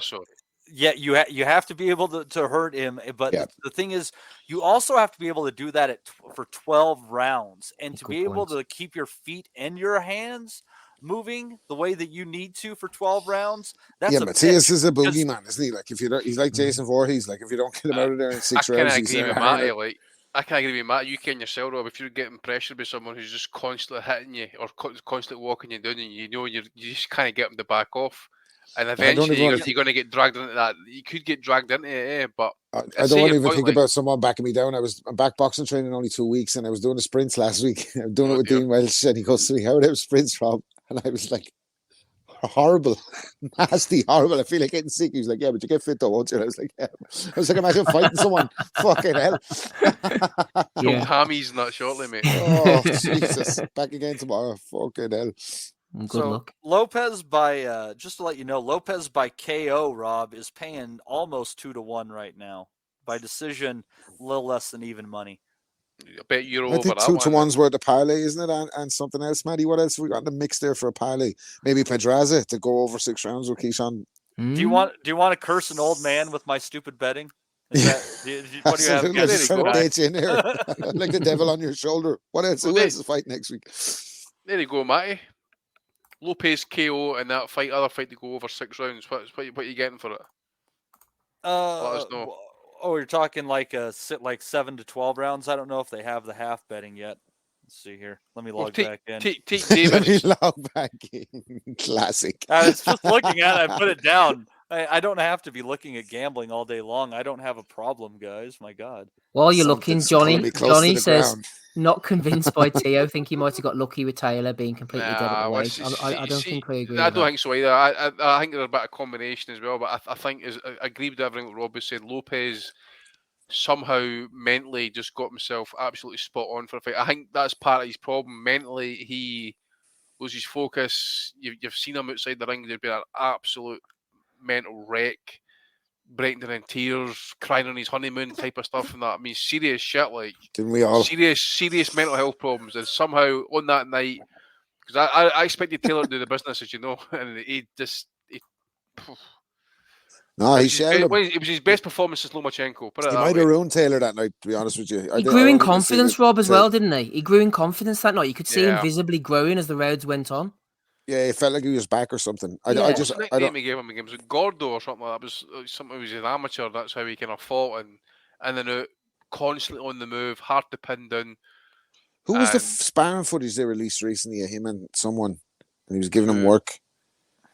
Might have been Tank. Yeah, it might have been Tank. Or it might have been Haney. Years and years ago. Oh, it's old. But he was fucking. Yeah, but you're talking about years ago, 15, like his style. 16. Mad aggressive, like on the front foot all the time, like fucking. Who Lopez was? Jim was, yeah. Maybe it was him who cut Fury. So what do you think my theory is? Up a tie or no? Yeah, I think so. Andy, you're looking at just a shade better than 3-1 for KO round 7 through 12. On Teofimo, is that? On the parlay? On Teo. No, you don't have to parlay it. That's a single bet, sir. So do the single bet. Do the single bet and do Pedraza to last over 6. That fight to go over 6, and then thank me next week when you get your 4.5 to 1 payout. This is betting advice. Betting advice, Rob. Bet responsibly. It's like and drink responsibly. Guy on UFC. Is that Rob's rolling in the Irish tipster? That's a laugh. I got paid there to do a fucking freestyle thing for Jack Daniels, and they put it out and they were like, Rob Kelly returns to the mic and all, and then the ad is like, drink responsibly. What the fuck is that? Fuck off. I don't want to be associated with such. Oh, Rob doesn't want to endorse that kind of message. Tell me that was part of the fucking deal. Drink responsibly. Who wants to live past 65? This is not in this day and age. Let me tell you, when the robots are going to be running the show, oh, take me off now. Let me get the episode fucking whatever. Let me get the episode 1,000 and take me off. You're going to expire right before they perfect the hand job robot. You're going to regret it. Perfected? I prototyped it. What odds are the draw? Matty says Ray. Draw for what? You've drawn in Ray. I'm not looking at the draw. That is probably about 18 to 1, 15 to Sugar 1. Ray Robinson. Oh dear, that should be good anyway. It's on a Thursday, Andy, isn't it? Is it the Super Bowl or something they were saying? Is that on this Sunday, weekend? I think, guys. So the boss still have other thing. Because they moved Shakur last time, didn't they? So that's a good precursor for this fight. I can't remember what that was for, but yeah, it would make sense. It's the Super Bowl final, by the way. Yeah, the 49ers and who else? The Chiefs. The Chiefs. The Chiefs. Where are they from? The Chiefs. Kansas City. Kansas City Chiefs and who else? Sorry, who else in the final? San Francisco 49ers. I was right. Go me. There you are. American football advice on a Sunday evening. Who you picking, Matty? San Francisco puts a lot of points on the board, and that's something that this Kansas City team really hasn't been able to do since Hill left. It's good to see Kelsey getting his season together in the later half and into the playoffs. It's the best time to do it. But I think without having another big weapon like they had with Tyreek Hill, their offensive output's a little bit controlled. And with San Francisco, Brock Purdy's playing great. He's got 2 great running backs behind him. He's got good tight ends, multiple options for receivers. I just think they have too many weapons at offense, and you're probably looking at San Francisco 31, Kansas City 24. It's funny because I used to be mad into American football when I was a kid because the quarterback on the Buffalo Bills name was Jim Kelly. So I just supported them because his name was Kelly, and then they got to like 3 fucking Super Bowl finals in a row and lost every one of them. I was like, I'm not watching this shit anymore. But yeah, I was thanks for putting the luck of the Irish on him, Rob. Yeah. Like I was at work, like, and I'm talking to these young lads, and I don't realize what age I am. Like, so I'm talking to these young lads, and I was like, oh yeah, I went to an American football game with my dad, like in like 1988, and they're like, what age are you? I was like, fucking hell, 88. Jesus Christ. That was a good team, though, man. Thurman Thomas was a hell of a running back. Hell of a running back. Best Buffalo Bills running back since O.J. Simpson. And he also had a better post career despite not getting into acting. You got to give him that too. There we are. How am I going to transition to Hamzah Sheeraz from this, Matty? Take a Nicky Shake segue there, Matty. We can talk about, we can talk about his gloves fit. Is what? At least Hamzah Sheeraz's gloves fit. It don't fit you. Must have quit. Lovely stuff. Right, Andy, we'll go to you for that one then, for coming off that one-liner. That little seamless transition into Hamzah Sheeraz. Is it Copper Box Arena? Hamzah Sheeraz next Saturday evening against Liam Williams, WBC silver title, Commonwealth boxing title. The undercard doesn't look like it's got too much on, although Anthony Yard appears to be on the undercard. So's Carol Torma, Sam Noakes, Masood Abdullah. Not worried about any of them. Hamzah Sheeraz 18-0 against Liam Williams. I think it's been set up for Sheeraz to knock him out and move on to better things, probably. Possibly, mate. Again, it's all about what's Williams wanting at this point. I mean, it's a title as well, Commonwealth belt. He's done it at that level now. But again, it's ambition what Liam Williams has got, and but the two big L's was it? Who's it? He lost to again? Eubank, and who was the other one? Demetrius Andrade. What's he done since then? Not much. Is it like a fight or two back? So yeah. I personally think I think it will go a few rounds, but I think Sheeraz could possibly stop him run about the latter half of the fight if he. But who else is on the card? You see Anthony Yard. Yard's in a kind of keep busy one. There's a Sam Noakes against Lewis Sylvester, kind of domestic level fare as well. Yeah, I think that's not great. Cash Ashfaq, he's back as well. Masood Abdullah. It's all right. It'll keep us going. There's a DAZN card as well at the same time, so we can maybe flip between the two. I'm breathless with anticipation. Tell me what's that card? It's a good question, actually. It's an excellent question, Andy. Here we are. Liam Dillon against Reese Bellotti and Shannon Ryan against Emma Dolan and Maisie Rose Courtney against Jasmina. I'll hand over to Matty. There seems to be a lot of women on that card, so I'll hand it to. Well, hang on. We'll get to Sheeraz Williams first of all. Rob, we'll get to you on that one. Williams is on the retirement road, says Danny Young. I thought he retired already, to be honest with you, Danny. I hadn't seen him in that long. Well, that's what I'm saying. I can remember the last time he fought, and I just seen was it Andrade? Last time I saw him, I think was Andrade. He got dropped the first round, and he done well to hang in for the duration. He fought Eubank after that, Rob, and he's had 2 nondescript wins over journeymen since. Yeah, I remember thinking Eubank was going to beat him like a fucking piece of meat in a butcher shop. Shout out to Carl Weathers. I remember actually the fucking DAZN card. I subscribed to that on the phone that night. I was staying in the mother-in-law's house with the missus after being at some 30th or something, and I was like wanting to see the fight, so I had to fucking subscribe to DAZN to watch Williams and Andrade for the free trial or whatever on the fucking to watch it live. Shocking. Look, he's a capable guy, Williams. He's fucking, his heart is in it for sure in boxing. He probably didn't get as many opportunities early. Got a few paydays. He's not. There's levels in it. He's not at the levels and I'd expect Sheeraz to stop this version of him for sure within 6 as well. I think he'll get into a rhythm. I think he'll get on the jab. I think he'll be able to find him. And I just don't think. I think Williams it'll be a step too far for him at his age and with the fights he's had to go to the well under that kind of firepower. I just think it'll be a pretty one-sided beatdown and a stoppage before 6. Matty, I agree with Rob. I think Sheeraz is going to be too fast, too fresh. He likes to let his hands go. I think once he catches Williams, gets him on the hook, he's going to batter him. I think there's a fair chance of that.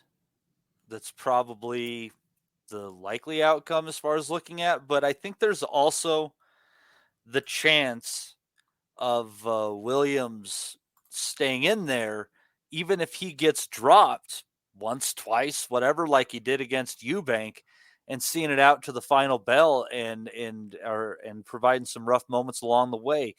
If not, taking out the younger, less experienced fighter in the later rounds after the younger fighter might have gotten a little too aggressive after finding early offensive success. If there's anything that Williams is, it's a survivor with late round capabilities. So I'm not saying the upset is likely here, but I also I think if Pedraza has a chance at Keyshawn, I think very much that Williams has a chance at Sheeraz, especially late.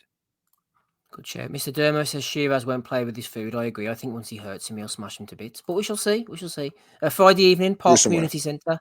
Exactly. In Sheffield, Thomas Assomba is fighting for the European bantamweight title against Eli Conky from France. Al Siesta is one of the matchmakers, as is former journalist Steve Lillis, who has now moved into the... Hold on. El Siesta is the name of the company, so the NAP? What? Al Siesta, yeah. He's a Belarusian. He's been on the pod. Oh, his name is El Siesta. I thought it was E-L, like Elba. I'm like, that's...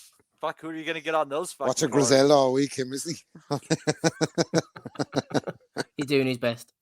Right. Anyway, on to DAZN. It's the only place we can go from this. Indigo. Eddie Hearn, Matchroom Boxing, we mentioned earlier. Cameron Vwong's on the show. John Hedges. Who else we got? The women, Maisie Rose, Shannon Ryan. Liam Dillon in the main event, Andy, against Reece Bellotti. Bellotti's had a few chances. He's got 5 losses now. Dillon... I'm trying to think. He's been on the pod as well, actually. Shout out to Liam Dillon. He upset Qais Ashfaq, didn't he, last time for the British title? The Commonwealth's on the line as well. That was in Newcastle. He's back defending it against Reece Bellotti. We like a bit of Liam Dillon on here. Yeah, and I think this was the card that get delayed. What was the one that was meant to happen on again that fell apart? Yes, with the Cyrus Patterson Conor Walker fight. Is no, this was it? No, this Bellotti and Dillon wasn't the main event, I don't think. Right. Anyway, they moved the date, so at least these guys are getting paid. But there's nothing really there much to write home about, mate. The main event is what it is, mate. It's 2 domestic level guys. I'll go with Dillon, mate. I think he wins. Bellotti at the same time. I think he's had his day in that as well. But who knows? He might just dredge it up. He has got the dig on him as well. So we'll wait and see. But I'm out next Saturday, so I'm watching it live. Rob's getting that DAZN trial back again, aren't you, for these? I don't need it these days. Shout out to all the lads who were on the pod, by the way. I was probably never on early enough to hear your stories, but we wish as well. No, this is not. It's not the best card, is it? Like DAZN, you wouldn't be pushing this one to drive the subscribers up to DAZN. I don't think. Like, Bellotti, I laugh when I hear these UK domestic fighters' names all the time because I can only remember them based off Aussie's accent saying their names on the pod because I haven't a fucking clue about watching them. Reece Bellotti. I'm not watching Reece Bellotti on a fucking Saturday night. Sounds like a name I wouldn't watch on a Saturday night. No, I'm up for Dillon. Dillon isn't my man in this one. Bob's young fella making his way in the pro game. We made him basically. He came on the pod and fucking now he's on DAZN. And we're not on DAZN. So, you know what I mean? We're giving too many of these fucking imposters a hand up. No, I'll watch it like or whatever, just for the pod or whatever. It's on a Saturday night. I'll throw it on, of course, but not really looking forward to it, as you can tell. Absolutely not. Matty, anything from you? Does any DAZN beef, or are you going to be tuning into this one about 3:00 in the afternoon, probably? Yeah, probably. Just watch what I can of it so that I can maybe have an opinion when hosting next week. But interestingly enough, it seems like all the action is going to be on the weekdays this go around. Any pro box? You mentioned it's going to Valentine's Day. Anything from the weekend in America that I might have missed before we go on to Bellews? So there was an MVP card that went on this weekend, and that was headlined by Aston Silva. And hold on, let me get this card pulled up here best I can. And the main event wasn't that fantastic. Silv just kind of boxed his way around Esteban Falco. I think he might have had like a shoulder injury or something.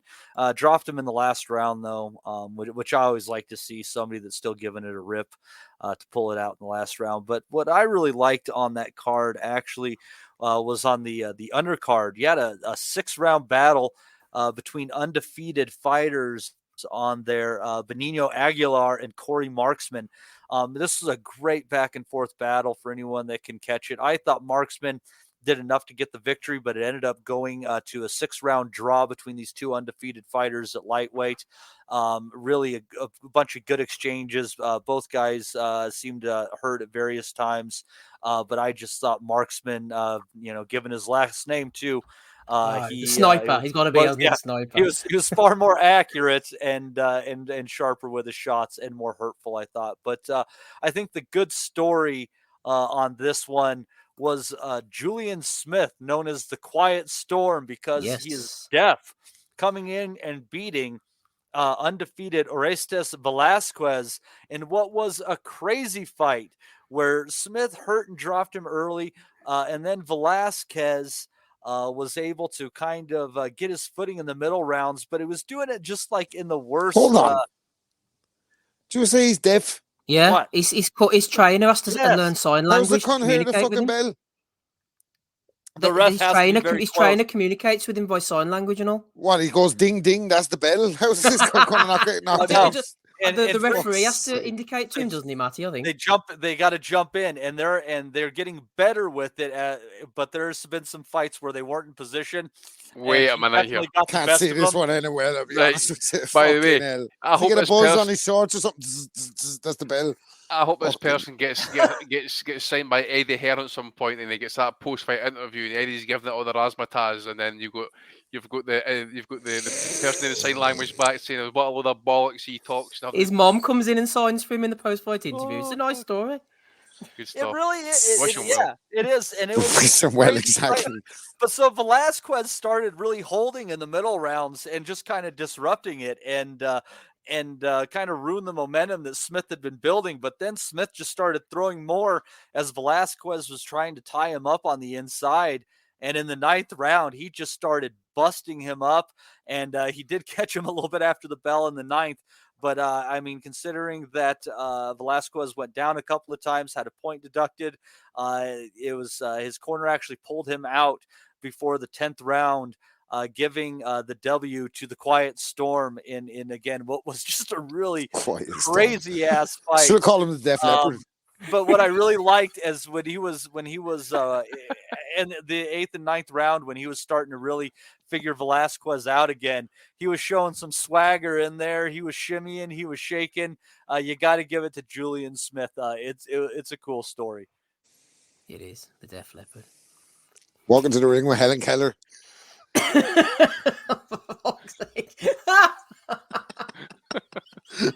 Marley Matlin. Get a back Scott on. I can't believe they let this fella in the fucking ring and he can't hear the bell. This is fucking... What? No. He could do some motivational fucking commercials for kids. Steve, remember, if there's anything I would have thought, like, honestly, I'm I'm not against the kid. I want him to do well, but I would have thought, like, when you're passing the medical, being able to hear is one of the fucking prerequisites. Can you hear this bell, asshole? No. Fucking, I don't think we see. Listen to my instructions. Whatever I say, you must obey. Do you think they want that lawsuit? Let them fight. How often have you heard Kenny Bayless saying, listen to my instructions, obey my commands at all times? If in the event of a knockdown, please go to the neutral corner when I tell you to. Oh, we have to move on before I do an impression of a deaf fella. Come on, let's get out of this. Steve, we need to get this guy. We need to get this guy in the podcast. That's what Danny Young says. It'd be an interesting listen. Maybe we could contact his management and see if we could send him some questions. Yeah, I'll leave that to you, man. No, we definitely don't want to be doing that. Definitely don't. Well, we could ask him nice questions. We don't have to be fucking dicks about it. Mate, just don't phone him. Right, shout out to Julian Smith. Anything else I've missed, Matty? I don't know. We're probably missing a lot of things on this show, Steve, but that's a lot. I think so. Longer, yeah, discussion. right. Let's get on to Bellew of the Weeks, for goodness sake. Episode 558. Rob's here. Andy's here. Matty. And me, Steve. I don't know what to play us in, but let's find something quickly. Oh, here we are. The Gardy will do. Yeah. One of the things on my list here to ask you about is you've got a massive tattoos on your legs, yeah? Tell us about the tattoos. All right, there they are. Oh, there we go. Wow. Yeah, actually, I do. Tell us about the tattoos. Okay, well, I mean, I got tattoos on my arms as well, but so I've got a dragon, and I mainly got that one, honestly, for art. But then I've got the Phoenix. I've got to show you this, if you don't mind. Okay, I'm sure no one will mind. So that's a Phoenix, if you can tell. Yes, I can see the Phoenix, yeah. Yep. And that is like, I don't know if you know, obviously everyone knows about a Phoenix, but a Phoenix is the rise of the Phoenix. You rise from the ashes, you know what I mean? So it's symbolic for you? It's symbolic. Yeah, definitely the Phoenix is definitely symbolic for me. Will you stand says, can you clip the guard sniffing MJP, please? You're behind us, Chuck. We saw that the other week. You need to get up on his Francesca Hennessy fucking Instagram clip. She's teenage, she's powerful. And Matty says she lives on a dark street. Yeah. Jesus. Everything Gad's looking for in a woman. Fucking savages. I listened back, Matty. I laughed when you said that, man. Brutal bastard, like poor Gab. Glad it's so memorable for you, Steve. I'm glad it's never like any of my breakdowns of a fight or anything like that. No, we forget all that shit instantly. The odd time, even the sun shines on the dog's eyes the odd day. You get me? Well, I like to remember those moments, Rob, because they're so few and far between. Oh dear. Anyway, let's see what we've got here. I have left. After killing me with the deaf boxer, honestly, after killing me with that one, fucking hell. Is that the Bellew of the Week? Just the fact that brilliant. Deaf boxer, Can't believe the fucking box is such a shit show. Let a fella who's deaf fight in a sport where you need to hear the bell. I can't. Anyway, go ahead. I'd worry more for a blind boxer, to be fair. Well, leave it up to Conor Benn. You're going to see a lot of them. But they won't see you. Well, there's plenty to see there anyway, Andy. Ooh. I think that was in Boston, you know. I think, was that the Andrade Saunders? It's a number of years ago, like. I think it was. Remember golf jumper. He's just probably wondering what her handicap is. She has a memorable face. I think it's a Pringle jumper, that one, actually, to be fair. But handicap is back pain, Rob. She's a beautiful woman, and she's obviously very talented because we've seen her around a lot since this interview. Vince McMahon would approve of her. Oh, she was bought in, all right. Maybe she was made to disappear after that moment, Rob. Cut is genuine. Let's go back to September 2013. Tyson Fury was given off. The cut is genuine. Correct, you can't box with the cut. Smitho reposted. Correct, has to be cancelled. That's why he's cut, Rob, so he can pull out shithouse. I actually, at the time, I believe David Hay had fucking pulled out of the fight because he didn't want it. So I can't really sit here now and criticize the people who were saying the same about Fury. Like, it looks a bit spooky, but to me, the stakes are too high, and the fact that the rematch date is set so quickly, just lead me to believe that the cut is genuine. But whatever, I get you. We're in Bellew of the Week territory. This is not time to be serious. Yeah, let's slag some people off, like Keith Thurman, Matty. Thurman, March 30th, is about proving is forever, will be one of the greatest fighters in boxing. Well, he has an endorsement from Rick Glazer. He says, if you're going to bet on the 11-1 underdog, Keith Thurman, note the quickly receding hairline. Not a good sign for the completely inactive Thurman. Shake my head. Rick Glazer, man, what a legend. He's fucking shooting up the dead there, isn't he? Fucking hell. Thurman hasn't had that much of a pounding since. I'll just bring my one forward on this one because I was going to put up a Keith Thurman one as well, mate, because Tim Zhu just left Australia. I think it was just late last week, and he gave an interview at the airport, and it's like hashtag pray for Thurman. Like, he is on a. It could be pretty brutal. I'm assuming Matty's going to be agreeing with me here. This shit is like $70 pay-per-view in the States, by the way. What the fuck is Heyman thinking? This is their debut on Amazon, isn't it? Rob, And you're 100% right, and I will be not watching this fight.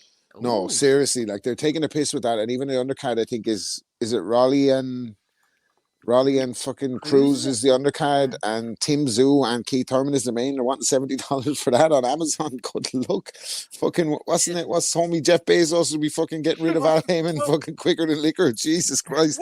Where's the fucking primer here? You know, like I paid probably more money for worse cards at the end of the day.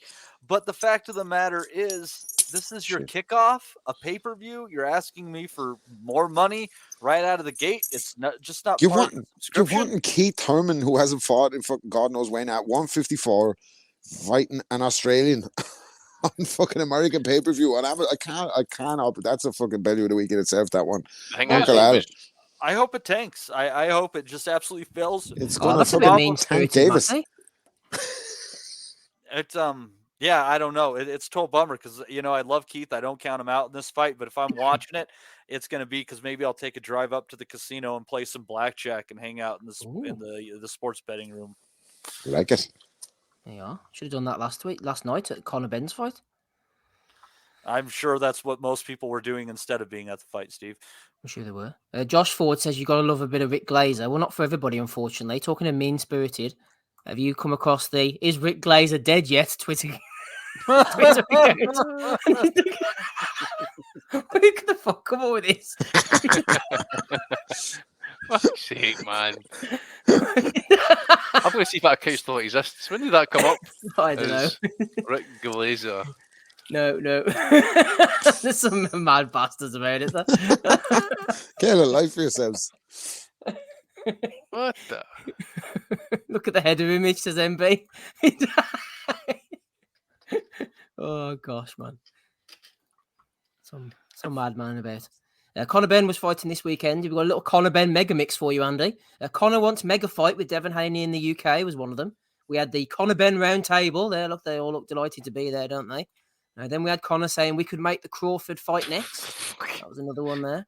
And then spinning a positive, Conor said it's exciting to have 4 Essex boys going to Vegas with George, Jimmy and Johnny Fisher and his Bosch army. I don't think that's been done before, and it shows the opportunities that have presented themselves throughout the process. First Orlando, now fighting in Sin City. It's great to fight in the States and get my name out over there. There you are, and to all the haters. This is an opportunity for Conor. Yeah, dude, fight in front of 1,000 people. That's what it's all about, you know. I thought it was like bigger star, you know, the big names would be fighting in the T-Mobile, I think it is. Get him in there. He's earning the big money. The Bosch army, though. Yeah, failing a drugs test allegedly doesn't have to be a negative, Andy. I think that's the message here. 2 drugs tests, mate. Get it right.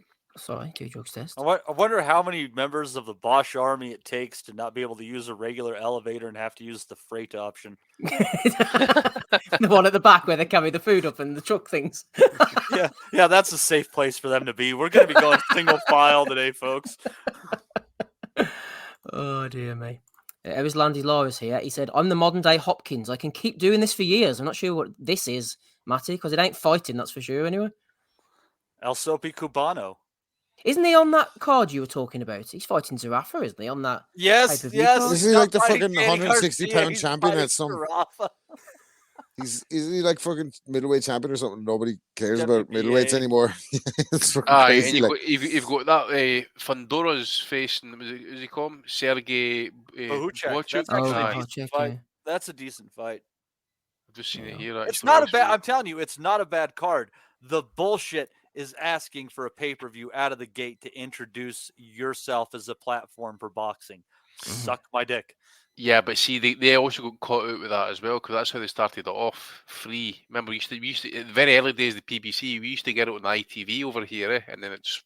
I think we only got 1, maybe 2 cards ever, didn't we? Do you remember? Yeah, I think so, but one of them was quite a big fight, I'm sure. Wasn't Cruz Javonta on, or that was Channel 5, wasn't it? I think showed that. I can't mind.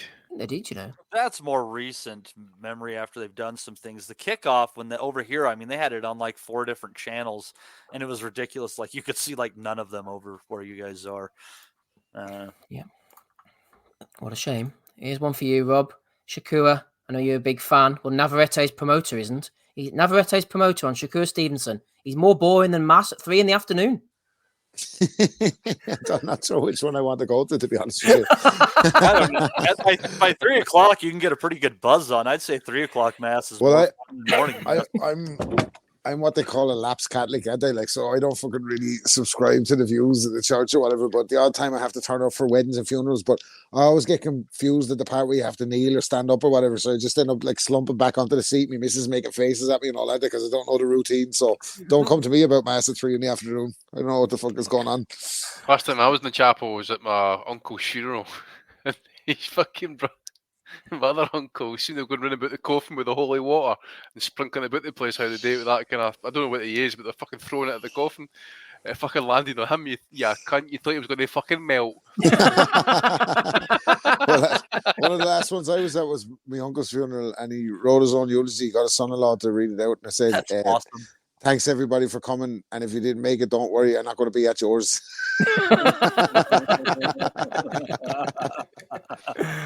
There we go. Good bit of banter. I'm not sure who this guy is, Justin Gaither or something, but someone put this in. UFC guy. Didn't McGregor beat him up or something? Well, he might have got beaten up too hard, Rob, because this is a suspicious tweet. I wonder who wrote this for him. He said, "Blessed MMA, brother, you know don't when hit that I so when knocked down. Who to title Vegas? Remember to the chin. I remember." Isaac. We know. It looks like Isaac could be a bit there. Gotta be Isak on it there. You worry like if this is a religion that's spreading or something, and we're getting caught off guard. like Buatsi and Azeez, two bums. Two bums. Oh dear, yeah, I think Isaac must have written that one. It's happening this Saturday in Santa Cruz, Bolivia. Saul El Phoenix Assassino Farah faces Rosendo Mercado for the 9th time in a heavyweight grudge match. This time it's personal. I think this time might be the time Rosendo has his number. Yeah, and by the way, it's their 9th time meeting, and I think Rosendo's current record is 2-10. But this is going to be his Marquez moment. This one is when he's going to catch him with the fucking overhand right, fly south, far his head back to fucking Bolivia. Was this the asshole that kicked him when he was on the canvas? Let's hope so. Oh, it might have been. I don't think it was. That was a debutant MMA fighter who didn't know that you're not supposed to kick him when they fall on the ground, wasn't it? That was Pedro. Somebody called him. You got to ask the major questions: who is the promoter? Who's the referee? Who's the judges in this fight? Oh, hang on. The fight has. It's not even on BoxRec. Nothing's on BoxRec since 2020. Who for Saul Farah? Yeah, the last. He's not paying the sanction fees. All right, the last fight is against Rosendo Mercado. I'm not sure which fight that was in the. It was a 12-rounder in 2020. Are you trying to say Saul Farah has made off with the fucking sanctioning fees from the Bolivian Boxing Association, Steve? Is that what you're trying to get at? Well, you know the way on BoxRec, Rob, you have like Box Pro, Amateur and stuff. On his, you have Box Pro, Referee, Matchmaker, Promoter. They're all the tabs. I love the way it's called. Riesgo Total, and the two lads, like one looks like a young Billy Joe Saunders and the other lad looks like Douglas Murray. They're going to have a fight on the fucking undercard, these two. Hi, Farah is refereeing all the fights between the guys so Farah has like 15 fights with Esteban Hillman Tababari, and then he has another pile of fights against Cesar Mamani, but he also refereed a fight between Tababari and Mamani. Shit to do. You remember that time Nothing suspicious there. He launched his belt at somebody in some shitty weekend of conference room, and it sounded like a fucking brick hit the wall.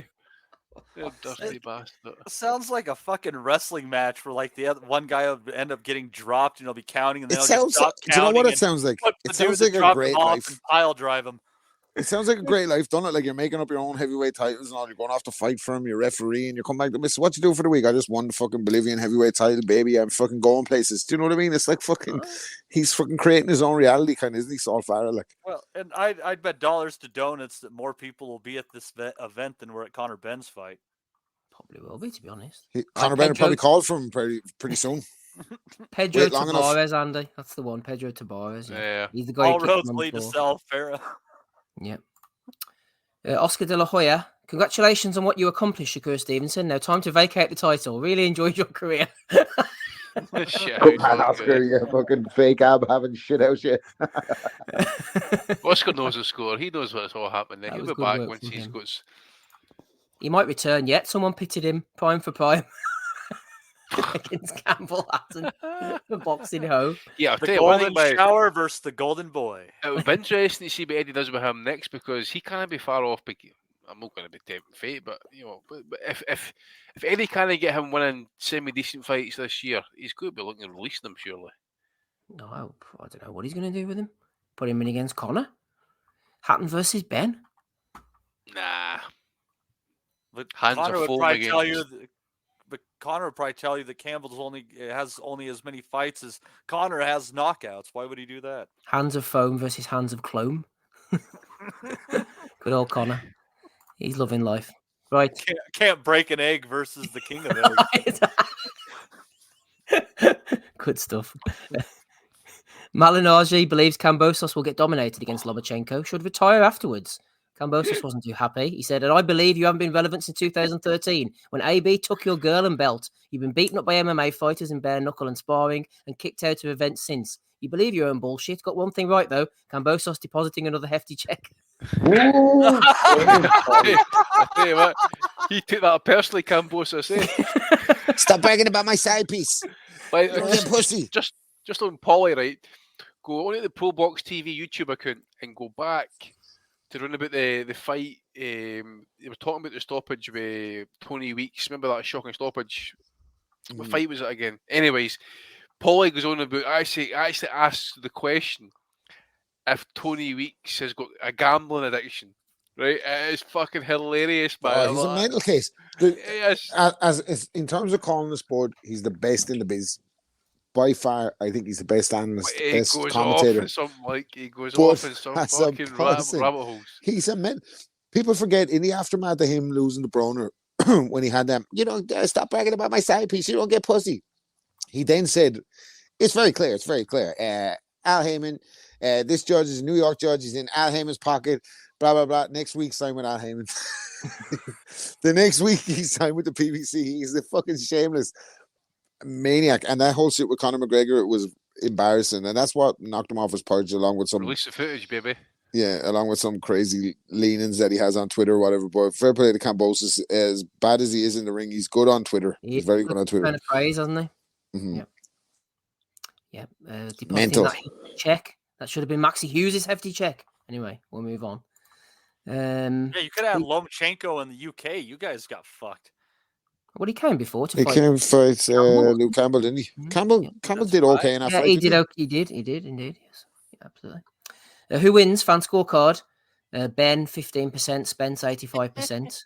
Then I think it was it David Palmer nominated the 15% who voted for Ben. Although you don't know what kind of condition Spence is in at the moment. You just never know, do you? That's so great though. 17 out of 20 people think that he can't beat a guy who's flown a car through the air, has a detached retina, who's recovering from cataract surgery. Shit beaten out of him by Bull Crawford in a fucking career-ending fucking performance, but he still beat Conor Benn.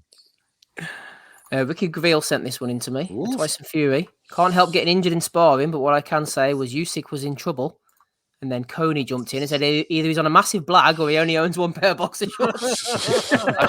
I've seen this by this is so well because and they started going on about his phone. I think they kind of model a phone and then somehow that's right, yeah. They went and checked to see what year the model had been released. I'm like, weirdos, man. This is it. This is the one. Aye. That phone on the wall. People are trying to fucking insinuate that Tyson Fury is somewhat dishonest. Disgusting, Rob. Disgusting. Get a life. Who was it? Was it Fat Dan I went on about? He rhymed off all the like. No, it was Chris Lloyd. That's who it was. Tell me you got Chris Lloyd's list of offences. I don't think so. No, I don't think I've got him. Richard D. Hall is making a documentary about it as we speak. Out in Saudi, climbing up flipping walls and stuff. What's Anthony Crawler doing out there? Anthony Crawler's in the gym with a fucking body cam on him. There's Manny McCann. There was a lot. There was a lot of people saying like the conspiracy theory has gone down a lot of rabbit holes. Like you've got Dave Allen coming out saying that he never spars with headgear, but in the video he's sparring with headgear. You've got like people claiming it's Jay Apatow. You've got like Tyan Boots saying he clearly fucking doesn't get hit with the elbow. Yeah, like that's all staged and that he walks back to the camera. I don't know. Like I just think he got caught in sparring. Like it's probably what's made believable. Tyson Fury slashed himself, or Jay Opetaia actually elbowing him. Look, I just think you put shit out in the atmosphere. Sometimes it comes back to bite you. I think that's more something to do with that. Like,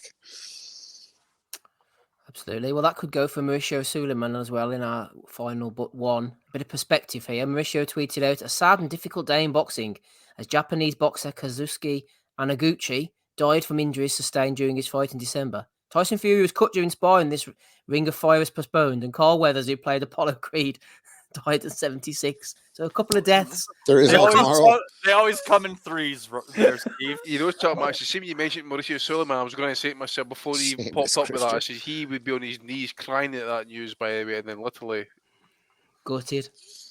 What one do you think bothers him the most? Oh, I know exactly. Well, sanctioningfee.com. Well, he's in mourning clearly over the Fury cut because he's mentioned it in the same breath as two deaths. Jesus.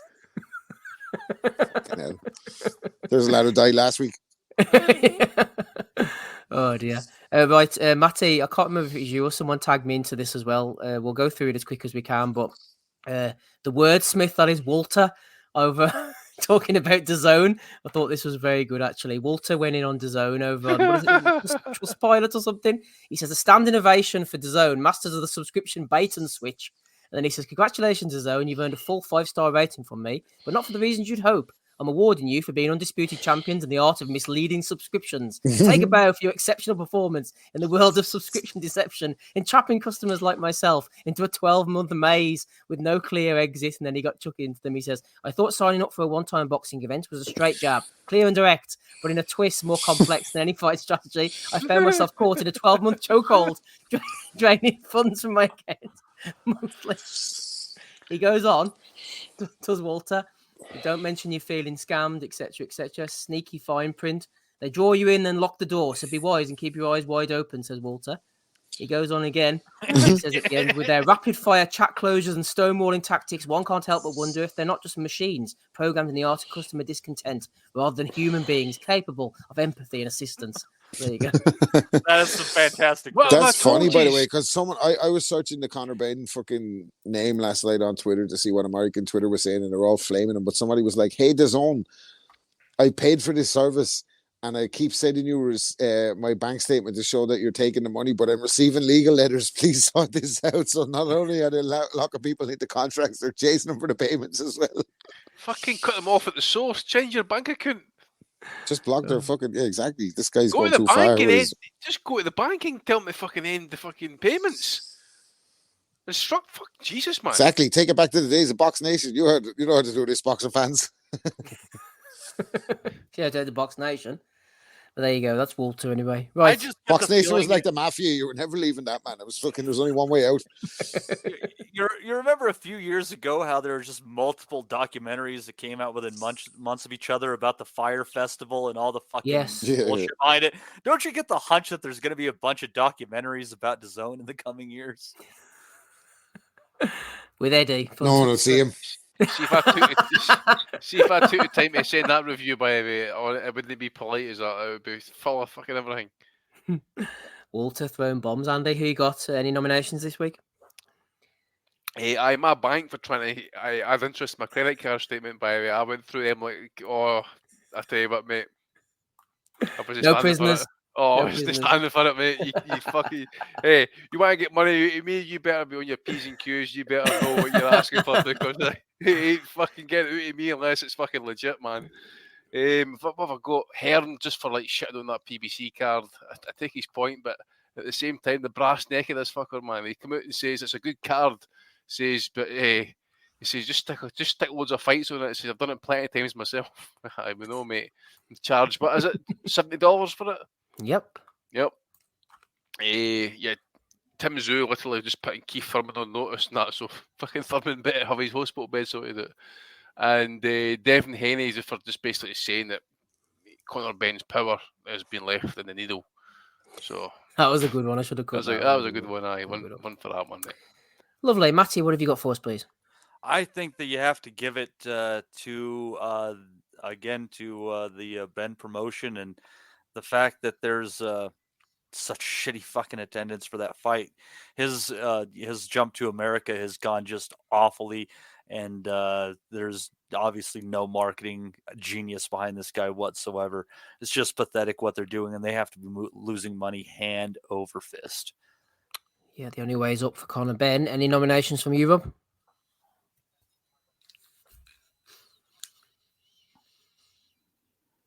Yeah, just Conor Benn for his response to Josh Kelly when he was like, "You're not."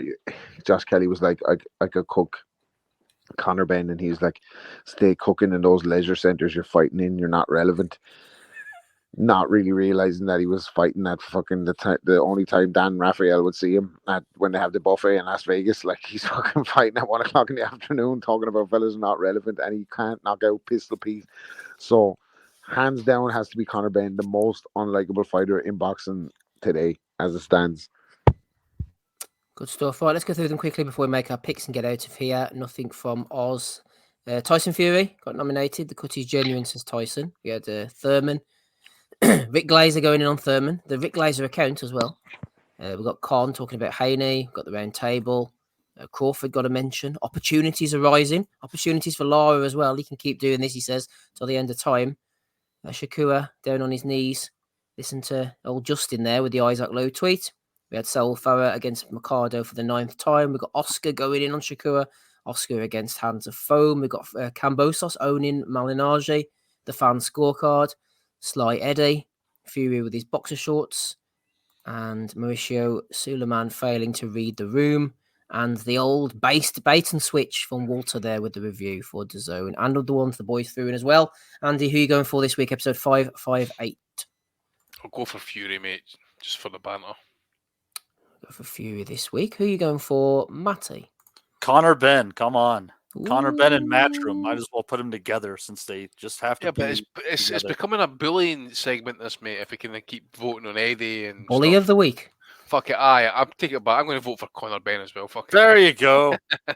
There you are. I'll throw in mine as well. Threesome. A bully in. Rob, are you going for? Oh, Vince A McMahon. bit of bullying never hurt anybody, but just be careful of this guy's mental health when you're talking about him. You know what I mean? He's very fragile. So, but yeah, it's got to be Conor Benn. Morgan again, national TV. Yeah, you just got to, it's like you're walking on eggshells, right? I mean, see, next time you get Conor Benn and Piers Morgan having an interview, it should be fucking pitted on the X-rated channels because you two twats fucking sitting right there, man, on national television. Get them on the fucking Just X-rated a channels. big baby, isn't he, Conor Benn? What's Devin Haney saying? Christian Magazine put 32-page dossier. Fuck off, shit. Fucking heated seats, asshole. He's struggling in Vegas. He might not have a title, but he has a bit of a boost this weekend after his 12-round win over Peter Dobson. Conor Benn and Matt Shroom and Eddie, you are the Bellew of the Week winners for episode 558. Ecstatic. Excellent there from Conor. Excellent. Shout out to David Palmer, our sole super chatter. If you want to join him for in a super chat next week, like, subscribe, do all those beautiful things. Patreon.com/Boxing Asylum if you want to join the Prediction League, the WhatsApp group, and all those other bits and pieces. And that is where we shall leave it. Thank you very much to Rapping Rob Kelly for jumping on, to Matty D. Leonardo, Andy Patterson as well. Matty will be in the red hot seat for episode 559. Stay safe out there, everybody. Shout out to everybody in the chat and everyone listening through the week. I've been Steve Wellings. Catch you all again, same time, same place next week, and bye. We'll never forget. I think that's good happening. Go to animals! We want to be honest, yeah? Crying like a little bitch. I've never met a fucking soul that can fight me.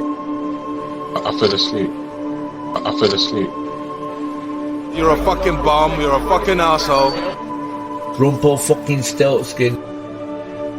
But allegedly, Oscar Rivas has failed a test. 7-year aim. I will fucking smash fucking you. I hope you fucking die. Be safe. I love boxing sounds. Simple as that. Sports Social Podcast Network.